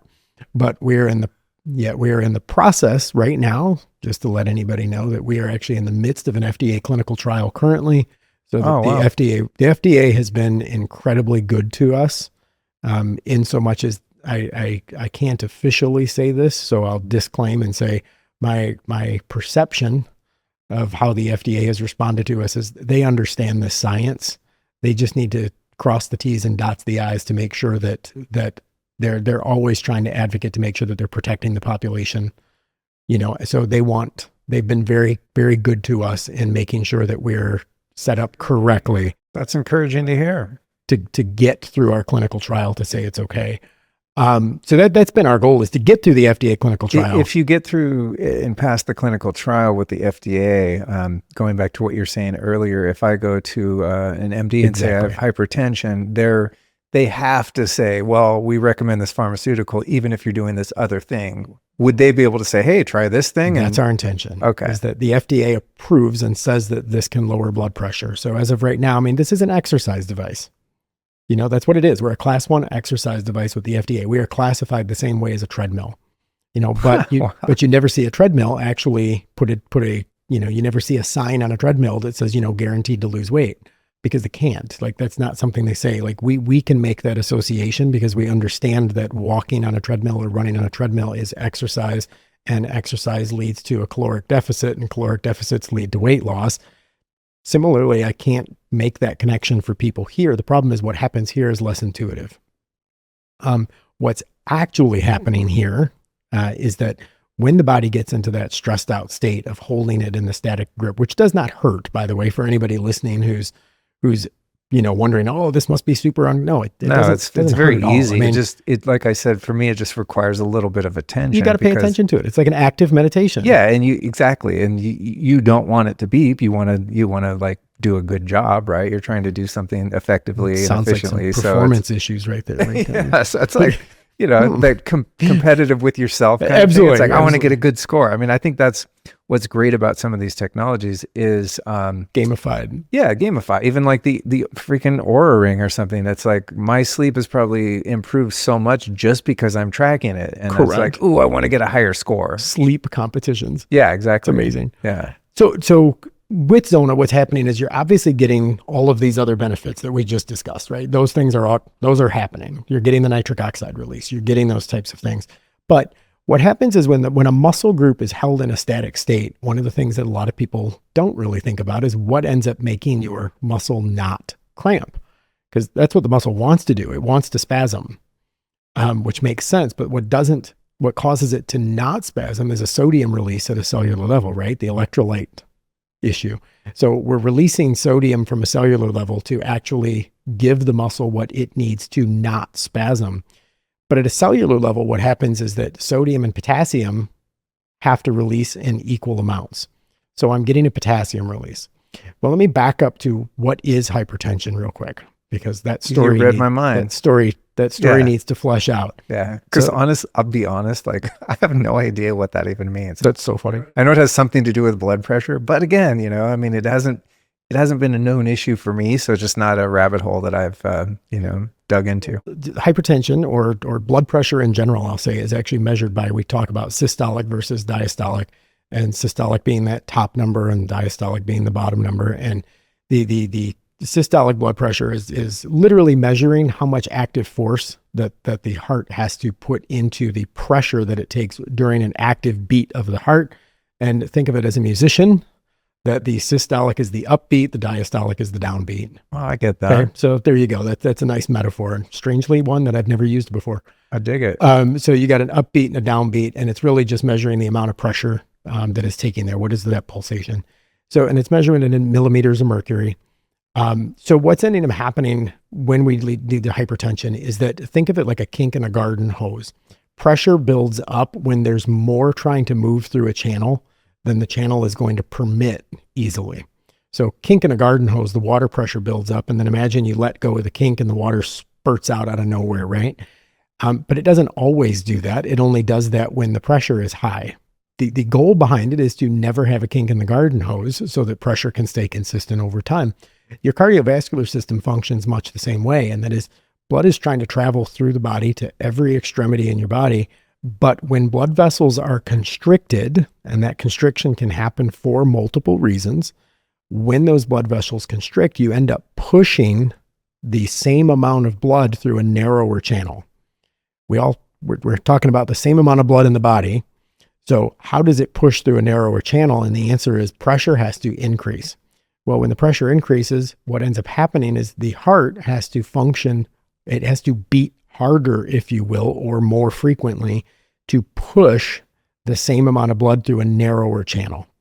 The goal of reducing blood pressure is to decrease the pressure by opening the widening. That's vasodilation. We need to open the cardiovascular system up. Now, sometimes that happens because inside that blood vessel, there is actually like plaque buildup. It's narrowed because like rust in a pipe in a plumbing system. Yeah, the water pressure is going to be less because there's just junk on the inside, and that can happen because of diet. That can happen because of lack of exercise. There's any number of reasons that can happen. But there's also an underlying piece there, and that is the what's called the endothelium. And the endothelial lining is actually the innermost layer of the cardiovascular system. And that layer of the cardiovascular system is functioning much like a sponge. So imagine it's a sponge. It's very spongy. It can expand, it can contract, it can stretch, it can move, it can do all of these different things. But over time and as we age, there is a predisposition for that endothelium to dry out. So imagine it's like a dried sponge. It's no longer flexible. So when the body needs to expand the cardiovascular system to allow greater amount of fluid, blood to push through, it can't. It's a hardened sponge. The hardened sponge, like take a soft sponge and put it on the inside of a glass and wipe the insides of the glass. Easy. Try to do it with a dry sponge. You can't even get the sponge into the glass because you can't even bend it around the corner, right? That's what people's cardiovascular systems are functioning like. They're hard, they're stiff. It's that arteriosclerosis. That hardening of the arteries is actually leading to a greater amount of pressure simply because they're not flexible anymore. Now, I want to back all of that up to that was great, by the way. Thank you. Totally tracking all of that. Oh, good. My life actually speaks in metaphors, so I'm glad that I can bring all of them into this conversation. That's great. You said we were going to get like geeky and scientific. I was like, okay, man, pay attention. But I'm totally tracking. Not that complicated. I'm totally tracking. Yeah. So the idea is that like that sponge gets to be softened, but there's only one thing that actually softens that sponge. Nitric oxide. Potassium. Shit. There you go. Nitric oxide will actually lead to a certain degree, but nitric oxide is a temporary fix because nitric oxide for most forms of nitric oxide that are being produced are metabolized within 6 hours of taking the nitric oxides. You'd have to be living on nitric oxide to constantly keep that, and you don't want that anyways. Nitric oxide is a great vasodilator. I use nitric oxide on a daily basis, and nitric oxide fixes a lot of things because it increases blood flow, right? Like people say, well, what is it for? I'm like, it's for cardiovascular health. Well, what does that impact? I'm like, everything that has blood.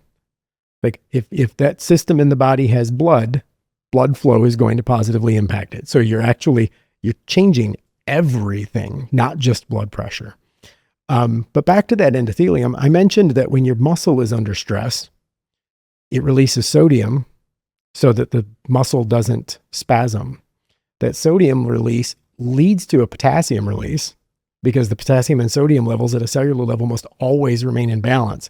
Potassium leaves the cellular levels, passes through the endothelium, and actually softens the endothelium. That sponge begins to get soft again, which is why when you're using something like Zona, that isometric exercise, sure, the nitric oxide will be the fast thing. That's the short-term benefit. You're getting the sympathetic nervous system response with nitric oxide.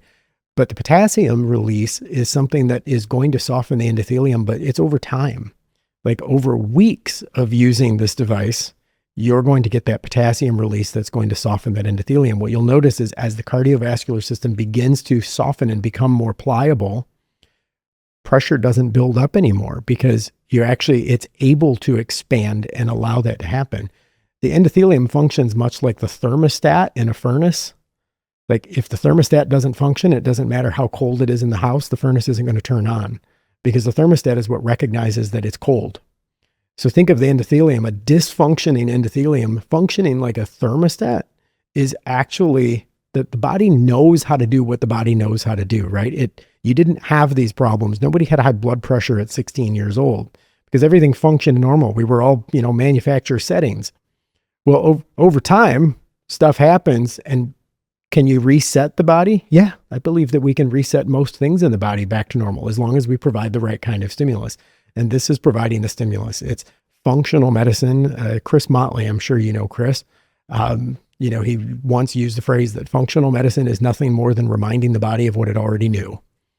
And resetting that endothelium to its settings of saying, oh, blood pressure is high. We better expand.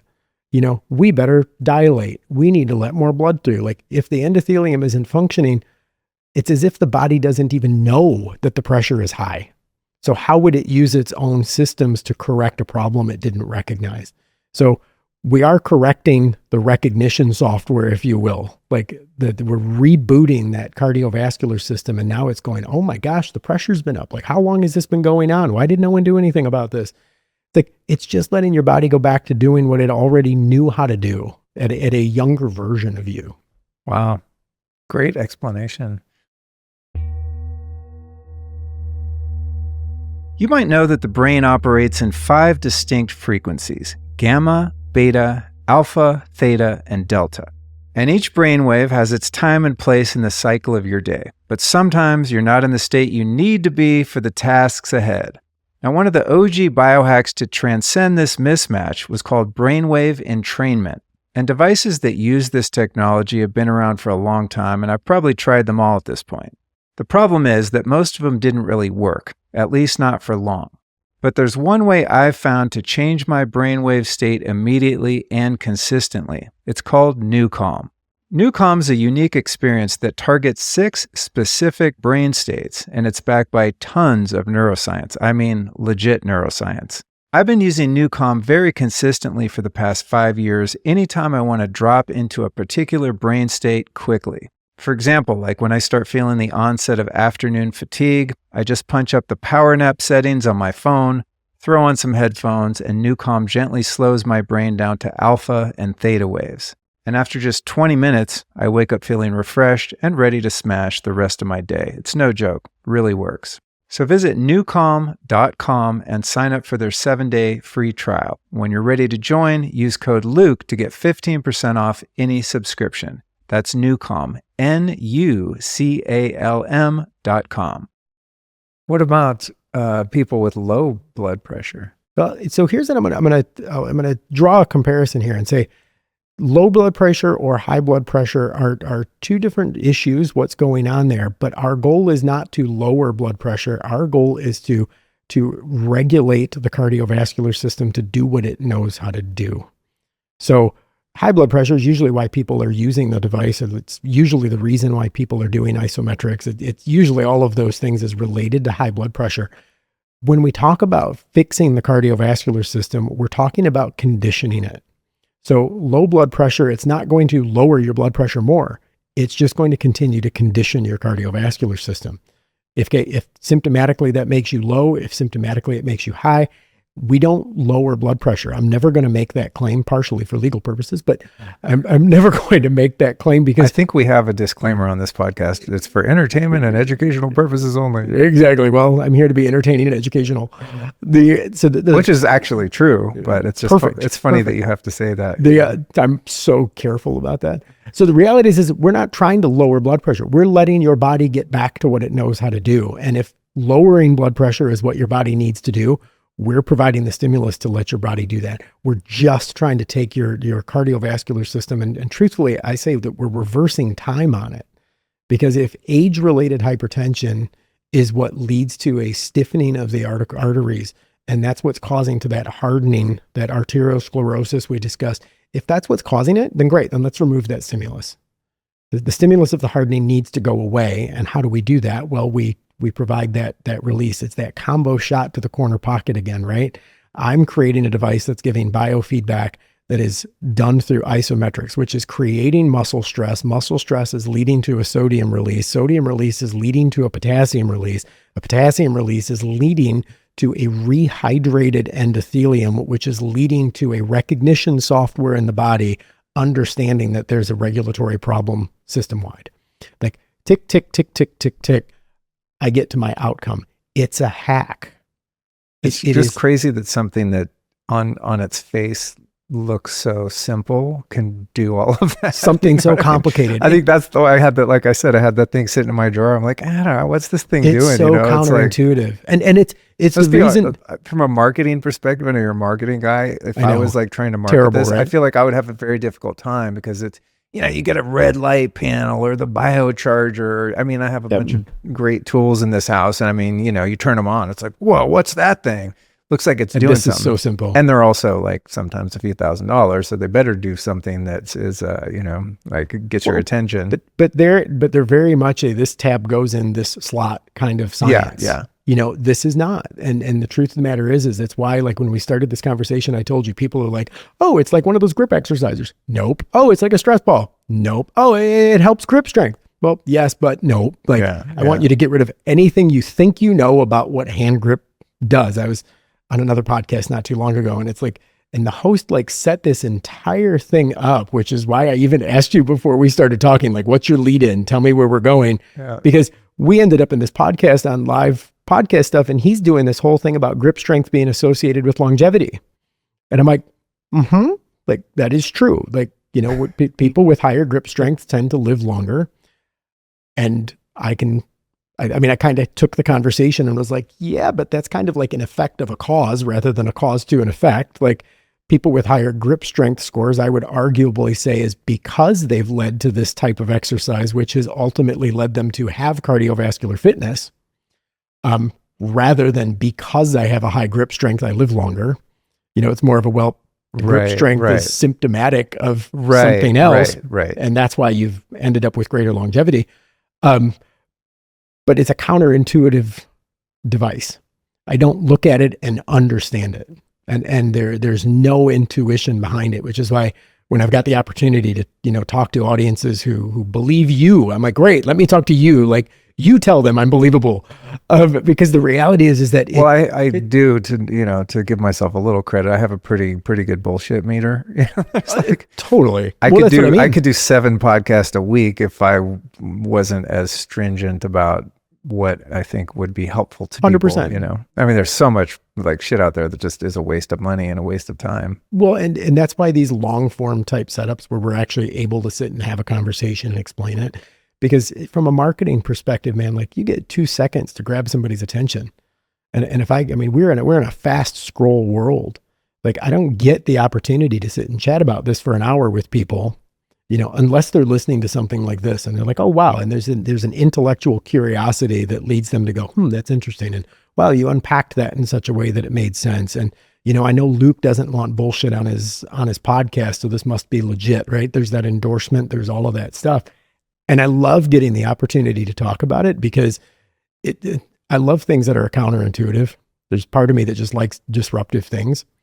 I'm like, it's so disruptive because the reality is like, there's a lot of stuff that we just know and feel. This isn't one of them. Like, this isn't one of the things that we're like, oh, I get it. You get in a sauna, you're like, this feels really good. I feel different. Like before and after, there's a marked change in your whole outlook and the way you feel and all that, Well, and I'll say this, like there's an expectation for people, because I want to get back. I'm gonna tie together our psychological conversations with cardiovascular health. Bookend it, baby. So I recently had a nurse come to my office because I made a change in a life insurance policy, right? So they got to come out, they got to do all your stats and how much do you weigh and how tall are you and blah, blah, blah. So you got to go through all the whatevers. And I'm like, just come to my office, like do it all there. And they're like, well, you sure you wouldn't rather just come to my office? Like, that's cool. Like you do this kind of stuff, and their fear is always, well, but you're going to be in a place that's stressful and all this other kind of stuff. So nurse comes in, she does the blood draw, she does whatever. And she takes my blood pressure and true story. She immediately grabs her pen and she puts the pen right down to her form after she finishes my blood pressure. And she looks at me and says, well, what medications are you on? And I looked at her and I went, none. And she goes, no. I mean, like blood pressure, like nothing like because you've got like some kind of acute disease thing, but like just chronic, what medications are you on? And I like, still none. And she looked at me, she went, but your blood pressure was 110/72. And I looked at her, I went, and I think that's what it should be. No. and she doesn't know about my association with a cardiovascular fitness company, right? And she's like, I'm like, but it should be that. No. And she's like, well, sure. I'm like, okay. I'm like, almost sarcastically, I'm like allowing this pregnant pause in the conversation. I'm like, so you're going to have to fill me in on what I'm missing here because I'm not channeling here with you. And she goes, well, you're almost 50 years old. And I looked at her and went, I'm again, very aware. Like, but your blood pressure is 110/72. And I'm like, and I'm looking at this woman. And again, she wasn't stupid. She was a very nice lady, but it was so unbelievable to her that a 50-year-old man almost, and she's like, but your blood pressure is 110/72. I'm like, as it should be. And then she used the words that like I want removed from the English language. And she says, but that's unusual at your age. And I looked at her, I'm like, when I need you to unpack the words at your age for me. And I said, isn't 110/72 the right blood pressure for any age? Well, yes. I mean, of course. And I went, so why would it be different for me? Well, it's not different for you. And I'm like, well, I'm not trying to put you in a trick box here. And I'm like, what I'm trying to point out to you is that healthy is healthy. You know, healthy blood pressure should be the same no matter how old I am. Healthy blood sugar should be the same no matter how old I am. Healthy vision should be the same no matter how old I am. Healthy exercise habits should be the same no matter how old I am. Like, healthy is healthy. And if we're deteriorating with age, it's because we're not putting the inputs in. Like, again, how do I get back to factory settings on a lot of this stuff? And that's the biohacking community, right? Like, I hate that word. It drives me crazy because it's like so loaded for so many people anymore. But you get what I'm saying when I say that, the functional health community, the natural health, the natural The best word I've found is just a blanket term, wellness. Wellness. There you go. The wellness community. It's a little soft. It's soft, but I like it because it encompasses, you know, your spirituality, your mindset, I get that. your physical health. I get right? that. It's like if you're well, it means there's an absence of, you know, dis-ease. Fair.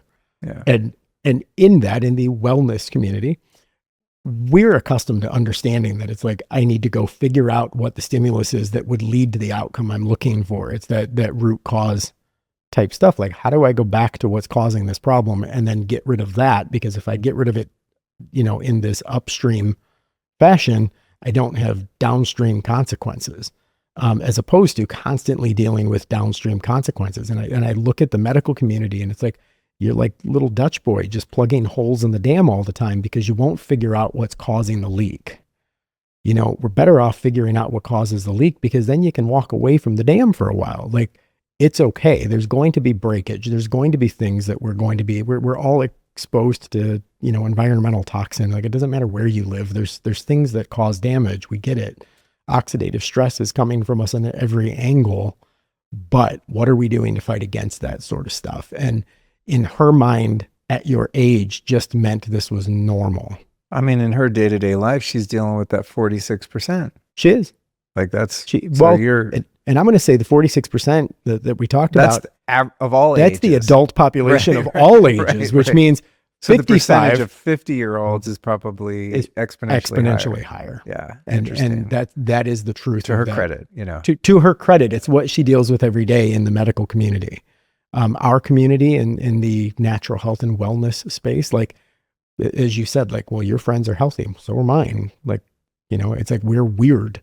But I'm reminded on a regular basis, my dad recently, who's also very much into the health and wellness space. And, you know, we've got a lot of mutual people here and whatever. And it's like, and I laugh because like he and I'll just nerd out on peptides and all the other stupid stuff. But he made a comment the other day. He's turning 68 next week. And he made a comment last week and he's like, I'm just getting at that age. I need younger friends. And he's like, Right. going and Right. visiting my friends or visiting my family members who are of equal age. And he goes, it's like it used to feel going and visiting my parents. You know, you go over, you sit on the edge of the couch, you talk for 15, 20 minutes and ask how they're doing and listen to the complaints and so on and so forth. And he's like, you know, and I laugh because it's like, my dad, like me, has zero concept of age because I just have zero interest in talking about how old I am. It's not because I'm embarrassed by my age. I told you very freely how old I am, but it's like, I just don't have any interest in letting that define anything about me, physiological or otherwise. He just set a Guinness record for being the oldest rookie year race car driver. Your dad? Yeah, isn't that funny? What? Like, literally. My dad used to be a race car driver. Oh, no kidding. Yeah, he raced stock cars. He Funny. absolutely loves it. And I'm laughing because next week is his birthday and he lives in Detroit and I'm going to be up there for Easter. And I'm like, hey, we're all going to go out for your dinner for your birthday dinner. And I made a reservation at a restaurant and whatever. I'm like, nah. Yesterday I canceled it and I sent a group text to everybody in the family. I'm like, we're going to do something different because I'm going to make everybody go go-karting. Like, Oh, epic. we're all going to go go-karting because that's Dad's thing is race car driving. You know what? We're going to go do something. He's going to smoke all you guys. Yeah, exactly. Go-kart, right? Do you think his interest in cars has anything to do with being from Detroit? Possibly. Like, my whole family's been that way for generations. I've never been to Detroit, but I know it is not any longer. But when I think of Detroit, it's like I think of, well, a few rock and roll bands. Motor City. Yeah, but yeah, I think of like all those abandoned auto factories and stuff, you know, when it was once like this thriving, you know, production hub of cars. I say Detroit is a great place to be from. Yeah. I've met people though, and they're like, oh, it's coming back, man. You can get cheap real estate. And there's like a, you know, burgeoning sort of, you know, cultural kind of, you know, rebirth there. Pre-COVID. Pre-COVID, I will did say COVID kill a Detroit lot was of that? having its second renaissance. You had a lot of like CompuWare and General Motors and all of them, you know, centralized downtown, and they put all the new stadiums downtown because that's the funny thing. Like, the stadiums in Detroit were like 40 minutes away from the city. Now they're all centralized downtown with Ford Field and Comerica Park and the new Little Caesars Arena for the Red Wings. And like all of that stuff is now very, very central downtown. So it really started, they put in a bunch of brownstone housing and a lot of offices and everything else. COVID, I'll say, took it out. And it was very, for wherever anybody falls politically, it was very blue state management. Which was very much lockdown, stay home, don't go anywhere mindset. That's what sent a lot of people like me out of California to Texas. Yep. And Florida. And I live in Florida. Yeah. I lived in Florida prior, but I was glad I was. But yeah, it was very much a lockdown state. As you know, Governor Gretchen Whitmer. Her. Oh God. Yeah. I don't even know where she's from. Yeah, there you go. I've seen We're her aligned. speak a bit on social media. I'm like, whoa, yeah, dude. we're aligned.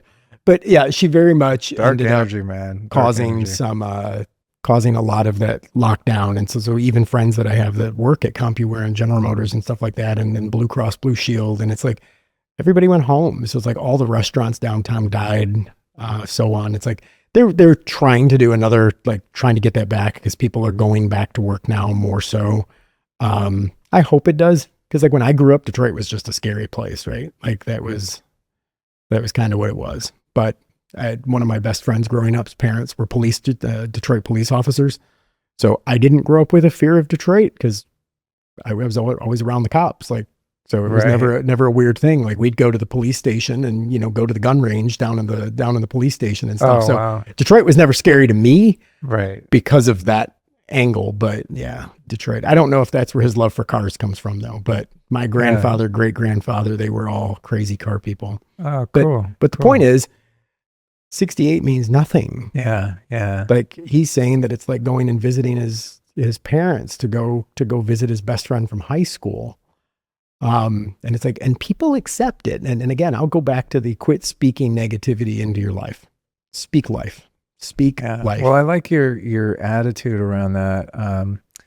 Is not normalizing dysfunction and disease. You know, my dad shared the same thing too. He's, you know, he was 81 when he died, and toward the end, I mean, all his friends were dead. You know, he's like, well, I mean, you know, he still loved his wife and had a good life, but he's like, yeah, there's kind of nothing to do. There's no one to hang around with because they've all croaked because they didn't apply some of the changes that he did in his life and make any effort or even have, you know, the awareness that there was another way to live, another way to eat and exercise and all the things, you know. I chuckle because when I said to my dad, he made the comment about, just I'm at the age where I need to get younger friends. And I was like, well, that's why you hang around with me more now. And he's just like, yeah, you're kind of borderline. Like, you're getting up there. That's funny, dude. All right, that's fair. I'm too old to hang out with my parents. Right. So I thought that was kind of funny, but it's a mindset. Yeah. And it's a digging under the hood to find out what's going on. It's figuring out, what stimulus is causing this response and rooting it out in that upstream pattern, then dealing with the downstream consequence. And as it relates to Zona, because we can bounce all over the place, but as it relates to Zona, it's making sure that you don't end up with the situation from a preventative standpoint, because you're providing upstream support for that muscle that needs you. But even if we're dealing with a downstream consequence, this is a way that we can kind of row against the tide. That is, antihypertensives and the cardiovascular drugs that are being created. And God bless the pharmaceutical industry, because there's a lot of great things that they do. If I go into the ER and my leg is falling off, by all means, you are allowed to give me whatever painkillers you have in stock. But the people who just live on stuff like that, or live on the sleeping pills, like, figure out what's going on. Like, pharmaceuticals are not meant, in my opinion, to be, life sustaining in that respect. Like, they're circumstantial, and they're good in their usage. But even if a person is on antihypertensives and they're dealing with that downstream consequence of a bad cardiovascular fitness up until that point, like, the problems heart problems at 60 didn't start at 60, they started back at 40. Like, we need to row upstream a little bit still and find out, like, sure, I understand a drug may fix the pressure reading this afternoon, but we can still row back upstream a bit. We can still go back upstream and find out what are the ways that I can get involved in this. Medical community, if you got high blood pressure, what do you need to do? Well, we need to first deal with a low sodium diet. I'm like, okay, the problem is your body physically cannot have too much salt, because if your body has too much salt, what ends up happening? It just pees it out, right? You can't oversalt your body. The issue beyond oversalting your body is that people are consuming too much sugar.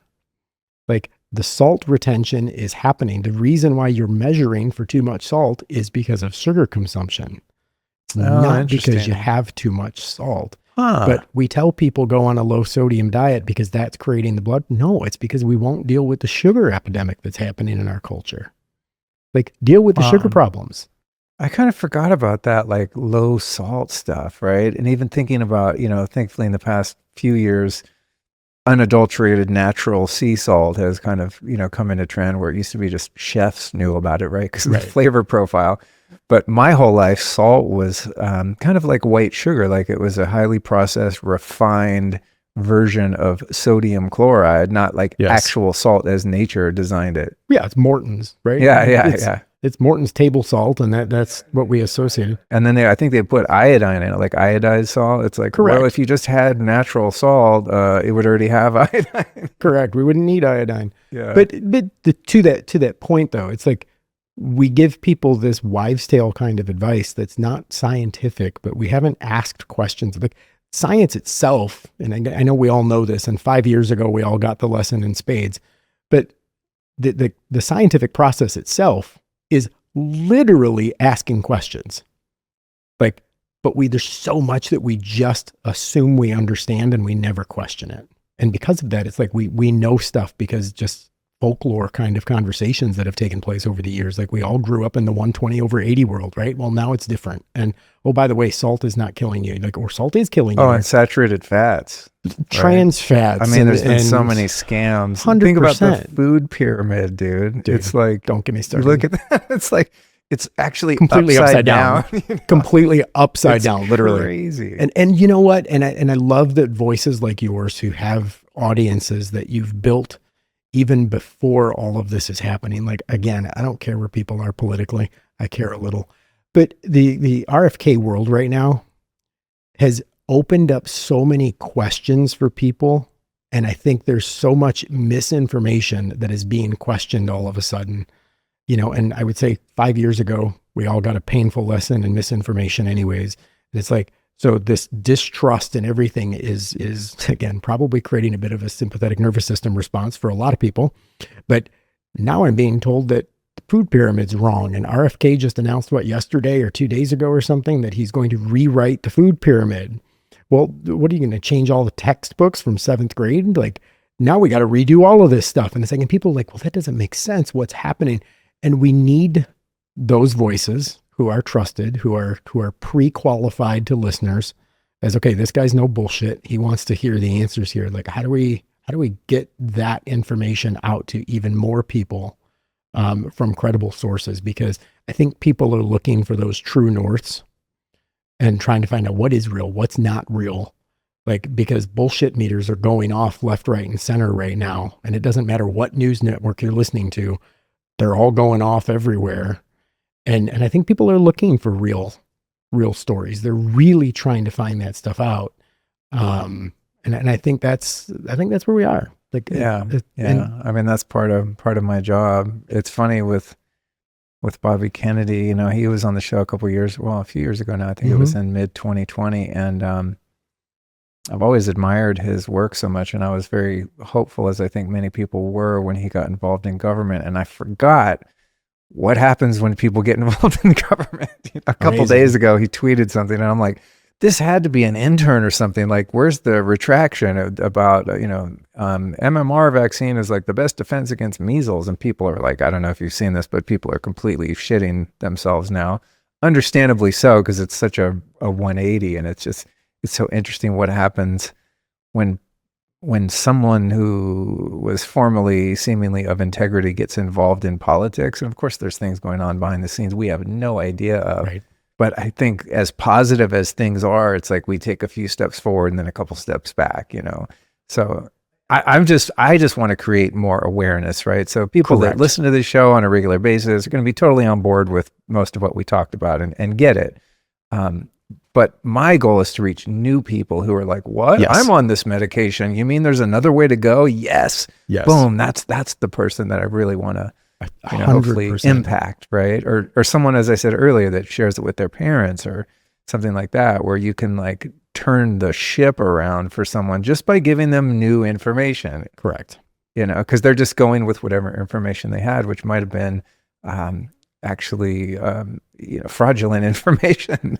Just like the food pyramid, and fats are bad for you, and we can only teach what we know. Don't eat salt and whatever, right? We can only teach what we know. Yeah, like exactly. We go to doctors for all their advice, and the reality is that most of the advice we get from doctors is what their professors in college taught them.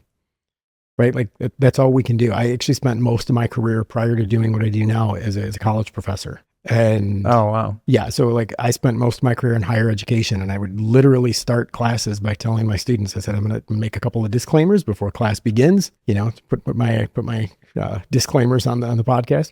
I'm like, here's my disclaimers. 1, I'm going to offend everybody in this room at some point. That's good news. And I'm going to apologize to you once. I'm not going to deal with it for the rest of the semester. Okay. You're probably going to be offended at some point. And it's not because I'm trying to be offensive. It's because I'm going to make you think.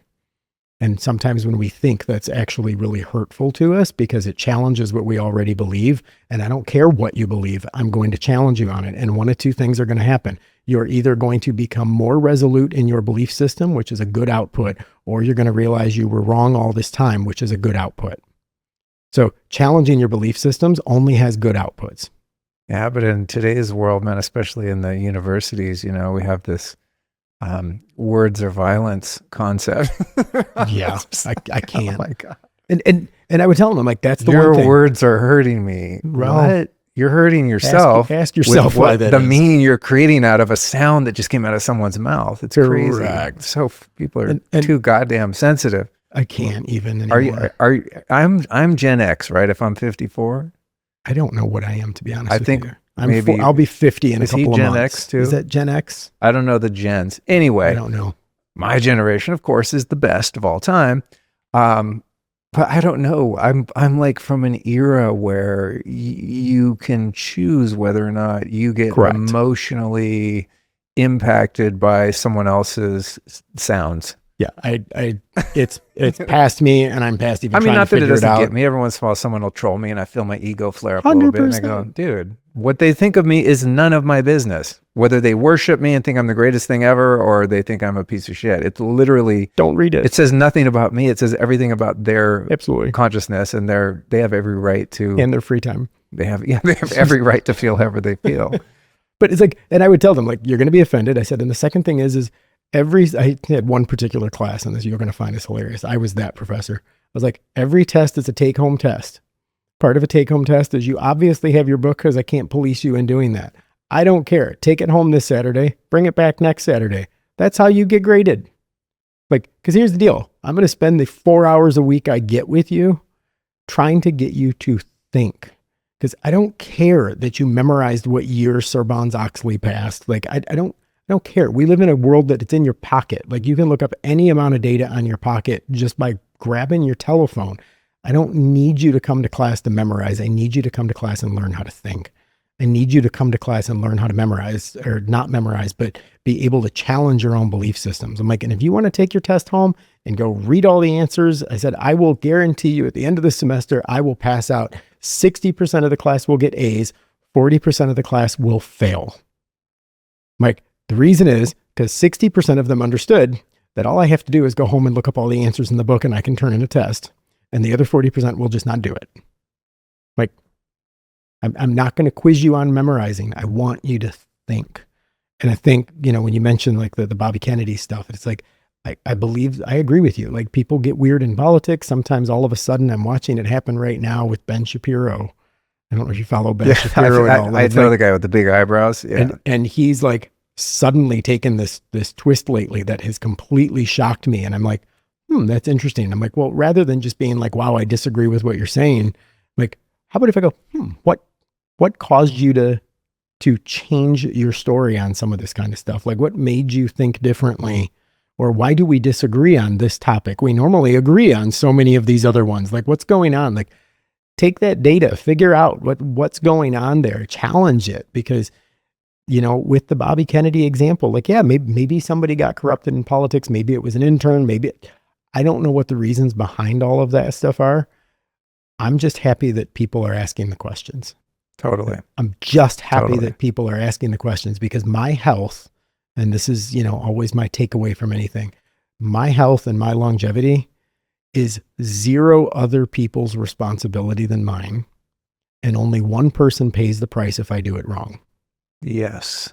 So yes, if my doctor prescribes, this is one of the biggest problems we have right now, I think, is, from the beginning of the pandemic, so many people have woken up and said, like, okay, we're being screwed really bad here. We need to do something about it. And the doing something about it is like, we need new rulers to come in and replace the bad guy rulers. Right. And it's like, how about no rulers? How about you become your own ruler? Correct. And take responsibility for your own life, whether it's Bobby Kennedy or Trump or anyone else. It's like, dude, no one's coming to save you. Correct. No one is coming to save you. And if they claim they are, they're probably a Trojan horse for someone who wants to hurt you, just like the first group did, yes, right? Whether they even know it or not, right? Well, so it's like, in the wellness space, I've used this comment a lot with conversations, particularly like shareholders and all this other kind of stuff. And I'm like, look, here's the deal. Since COVID, I'll look for the silver lining and whatever. And it's like, I'm so excited that there seems to be a mass, I'd say a pivot, if you will, that this big question mark that now is over everybody's head, that maybe the insurance company and maybe the government don't have my best interest at heart. Yeah, you think? Like, okay, well, I'm glad we got there, I suppose. It seemed pretty drastic on how we got there, totally. But like the fact that we at least can agree, that, and that's even it relates to Zona, probably the most asked question that we used to get, we still do. Is it covered by insurance? And no, it's not. I mean, we are FSA and HSA approved, like, that's, we actually go through TrueMed, TrueMed with Callie Means. I know Callie through other circles, people who watch stuff, but it's like TrueMed's actually his company that actually does FSA and HSA stuff. But we're approved to be through health spending accounts. That's fine. But no, it's not insurance, and this belief system that, well, if insurance doesn't cover it, it must not be good. And it's like, so you want to put your health in the hands of what the insurance company will cover. Like, oh my God, it's the opposite of that. Anything insurance covers. Correct. Like, I can mathematically point out that using a Zona is exponentially cheaper than buying blood pressure medication every week for the rest of your life. Or buying the most expensive insurance plan. Also true. Like, or you can just make a decision to invest in your own health.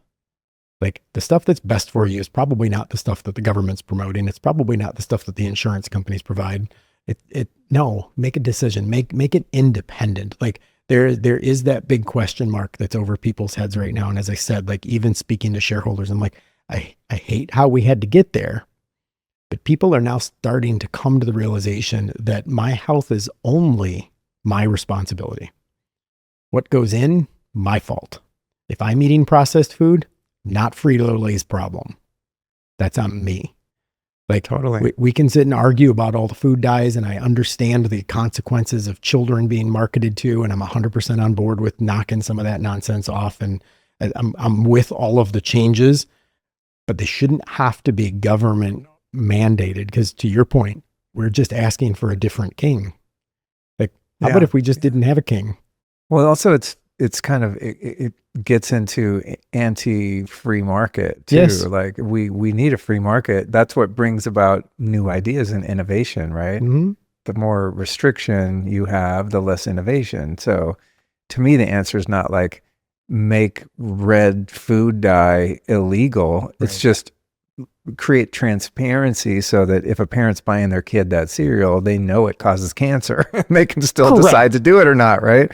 Correct. It's like I eat shit all the time that's not good for, I mean, not that often, and not that bad, but you know, I pounded a pint of ice cream last night. I couldn't sleep, woke up, I was like, ice cream sounds good. Ate a whole pint of, you know, granted it was, you know, A2 milk, or, you know, it's like the best ice cream you can get. You don't have to apologize.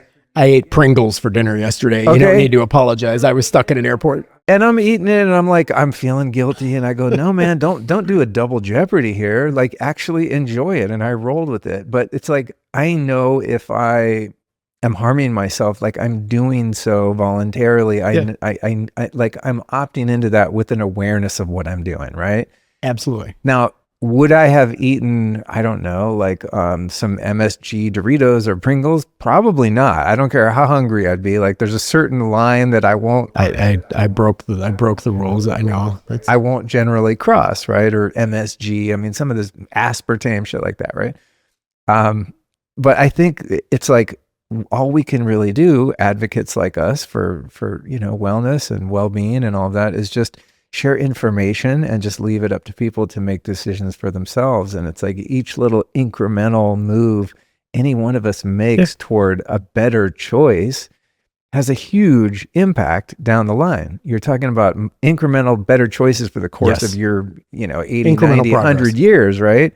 Incremental progress is all I've been that on matters. this path almost 30 years of just, you know, becoming healthier in all the ways. And it's like, there's things I did 10 years ago. I'm like, oh my God, if I would have known, I would have never done that. Right. And so it's just like a matter of kind of refinement. And it pretty soon it becomes generally simple. You know, it's like, turn the Wi-Fi off at night. Don't look at blue light at night.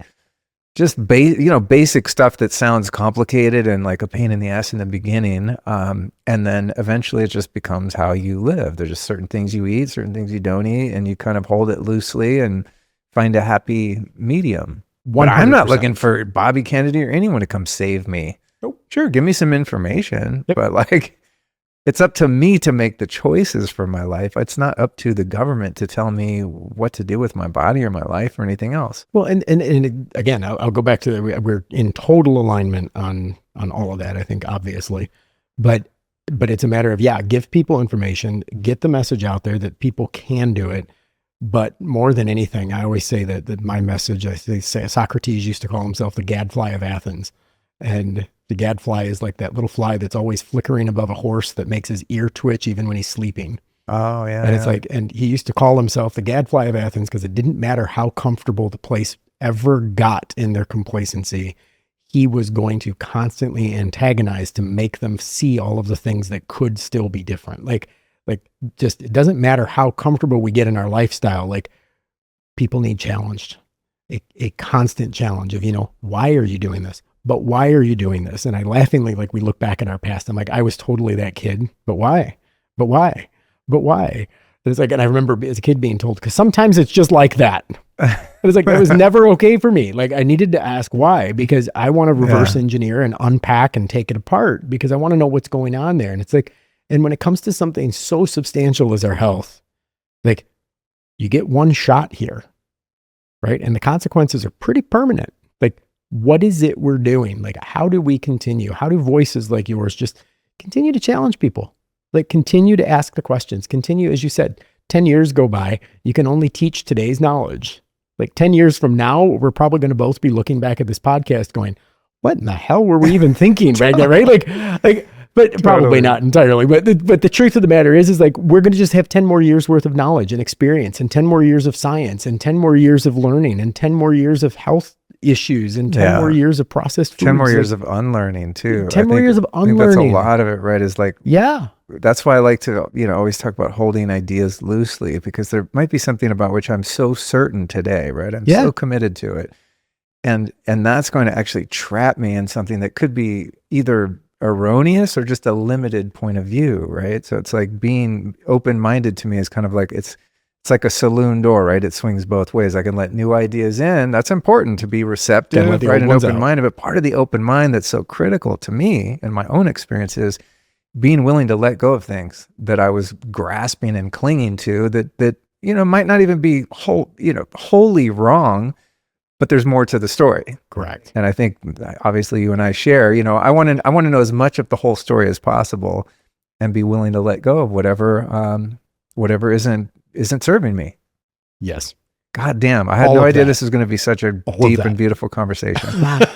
All right. So I want to let people know, if you want to check out Zona, here's what you do. Go to zona.com/Luke Storey, and holy shit, we got a Luke. Usually it's like a Luke 10, Luke 20. We're going Luke 100. Well, that's a dollar amount, not a percentage. Yeah, well, it's $100. Yeah, $100. It's $100. Yeah, Luke 100. It's free. Exactly. Zona.com/Luke Storey. The code is Luke 100, and you save $100 off the Zona Plus. All right, before we bounce, I've got two things. One is, talk to me about the protocol on, like, because it takes, you do two sets of 2 minutes on each hand. Did I get that right? Yeah, so from the start of when you push the button to when you're done is about 11 and a half minutes. Okay, well, so that long. Okay, 11 and a half minutes a day. I haven't been doing it long enough. Exactly. Okay, but no wonder I'm not feeling it. No, I'm just kidding. 11 and a half minutes a day is what it takes to do the protocol. Okay. And you do it in one setting, sitting. You're going to do it all at the same time. And what's the recommendation on terms of how often to do it? Or, is this like a lifetime thing where you're like, cool, I'm going to do this until I'm 100? So you can't do it too much. So it's kind of like a treadmill, right? You're not going to over treadmill. There's no diminishing returns. There's not necessarily a diminishing return, because all you're doing is trying to go back to normal. Okay. So you can't become extra normal. So you're just going to go back to normal. The benefit of doing this is, like, is somebody going to do it for the rest of their life? Sure, I suppose. Kind of like if I got to my ideal weight, would I quit working out? No, because if I got to my ideal weight and then quit working out, I'd gain weight, and then I would get back to getting myself back to my ideal weight again. Same thing here. Like, if you stop doing it, you're going to notice a change because you stopped exercising. How do you solve for not exercising? Start exercising again. Like, it's that easy. It's not that big of a deal. The benefit is, like, for people who live on medications specifically, if you miss a day, you notice. Like, things start to go haywire. Using something like this and doing isometrics is actually reprogramming your body. Your body's not going to go into haywire because you didn't do it one day. And you don't have to do it every day. And you don't have to do it consistently for the rest of your life.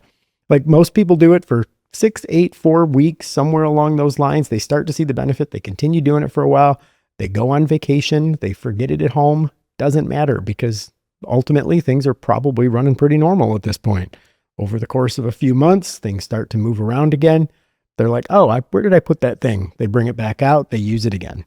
And people ask questions like, well, is it something that what if it breaks? What is the warranty? And it's like, well, the warranty's we call it a 2-year warranty, but literally it's constructed so that you can put it in your hand and crush it every day, right? Pretty hard to break. We get them broken because someone cracked the screen or something like that. We don't get them broken because you squeezed too hard, I assure you. The reality is like, it's a good habit. Our clinical trials are all based on using it only 3 times a week. We tell people to use it 5 times per week, simply because if I tell you to do it 5 times, you'll probably get 3 in. Yeah, exactly. That's what I was getting at. I'm already thinking when I ask the question, like, what's the bare minimum? Yeah, exactly. Not that it's hard, but it's like, you got to sometimes choose between, your different You're practices. in a hurry. And I things tried like to that. do it in the morning, but I woke up late today. And I think it's unfortunate in my case that I don't drive a lot, as I was telling you earlier, because I feel like once you got the hang of it, it'd probably be good just to keep it in your center console, and like on your commute, you're already sitting there anyway. Could you do it driving, or you could. I'm never going to recommend too that anybody. distracting? I'm not going to recommend it. Because you kind of have to look at the screen when it beeps to see if it's too much or too little you're squeezing. Yeah, I don't know that I'd recommend it during driving for that reason. I haven't tried that. I'm just thinking of I'm always thinking of ways I can stack. Totally. It's like if there's a 20-minute thing, whatever it is that's good for me, I'm gonna do like the 4 20-minute things all at once if I can. So I'm trying to think. Yeah, mine is when I'm reading my email in the morning. That 11 minutes. Yeah, mine's when I'm reading my email in the morning, because I can read an email and do it even if I'm not typing a reply, because most of the emails I get, I'm reading and deleting. I'm going to do that if I'm actively doing it. Some people do it. It's the reading the newspaper. It's the having the coffee. They're sitting outside for a couple minutes, getting their sunlight before the day begins. Oh, that's a good idea. It's that active meditation time, because for some people who tend to, there are some of us who don't relax by just clearing our minds of all things. I don't know that I've ever told you I've ever cleared my mind, and I can tell you that I don't believe that that's ever happened. I used to practice yoga quite a bit, and it was probably the most thinking I ever did in a week, because there was nothing else to distract me. So I was stuck in a yoga pose and with my own thoughts. But for some people, that active meditation is actually what de-escalates them. It actually is what, creates that vagal response, if you will. That vagal conditioning doesn't happen through clearing your mind. And it's a lot of it is Zona moves you from that sympathetic, parasympathetic, sympathetic, parasympathetic, sympathetic, parasympathetic. It's like the back and forth of using it, then taking the minute between exercises, then doing it again, then taking the minute break, actually helps vagal tone. Really? True. Oh, because that's cool. Your body actually gets that. If people don't know what that is, they can look it up at this point. But I did a show on that recently with vagus nerve stimulation. Oh, okay. So like pulsetto and that kind of stuff? No, what's it called? Oh my God, how embarrassing. I use this freaking thing every day. What's it called? Oh my God. I just had a total brain fart. You put it on your, on your throat right here, right? Yeah. Jared, what's the name? True Vega. Thank you. Yeah, thank you. Yeah, it's super cool. I mean, that thing is amazing too, because it's huge impact, and it literally takes 1 minute. Yeah, and what it does is it down-regulates your nervous system so that you can be in that, rest and digest mode, that parasympathetic state more. This actually helps your body understand how to come out of it. So on a conscious level, not necessarily, but on a subconscious level, moving back and forth is like an exercise for the nervous system in and of itself. But that's cool. I'm glad you mentioned that, because I wouldn't have even thought of that particular part of it. So I think many of us that start to, look into the nervous system, we think most of us are probably sympathetic too much generally. I know I'm definitely that way. But I think we have a misinterpretation of the science there, that we think, oh, we should be super chill and parasympathetic all the time. It's like, well, how do you get anything done? So what you're speaking to is giving the body the inputs, and so it knows when it's time to switch back and forth and doesn't get stuck in one or the other. Yeah, being in sympathetic nervous system is not necessarily a bad thing. It's being in the sympathetic nervous system at the appropriate times. Right. When the lion comes up out of the jungle and starts to chase me to the field, I definitely want to be in sympathetic nervous. It's a survival system that shuts down everything except the essentials. The problem is when I'm sitting just watching the TV at night and trying to calm down, and I'm still sitting in that heightened fight or flight mode, and my body's not even, it's causing metabolic dysfunction because my digestive system thinks that we're in a state of emergency. So it's not even going to touch the food. That's a problem. Yeah. Right. And then I go to sleep and I'm not even sleeping properly, and my HRV's a 9, because, whatever. It's like, those are problems. That you just described last night when I said I couldn't sleep and I had that ice cream to help lull me to sleep. Oh, I was on a flight until 2 a.m. I understand. I was writing, I was on a roll, and I was like, dude, it's 8 o'clock. You should stop. You're not going to be able to sleep. Because if I work past 8, it's a wrap. I won't be able to fall asleep. 9 o'clock rolls around. It's still coming out. The muse is here. Dude, I stopped at 11 and I was like, I'll just take a bunch of supplements and knock myself out. Went to bed, totally sympathetic, totally hyped, just laying there.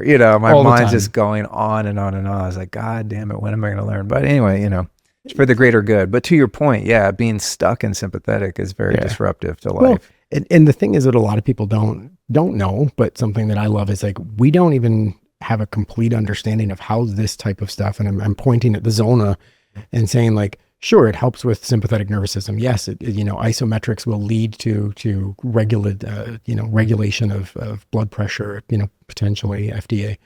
But the reality is like, think of anywhere that blood flows. Like the secondary reason that we get people who buy this type of device on a regular is erectile dysfunction.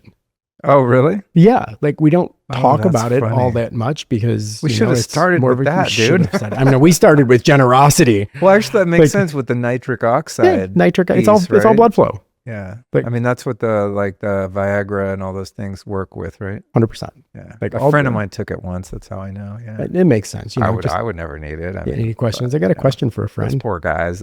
Asking for a friend.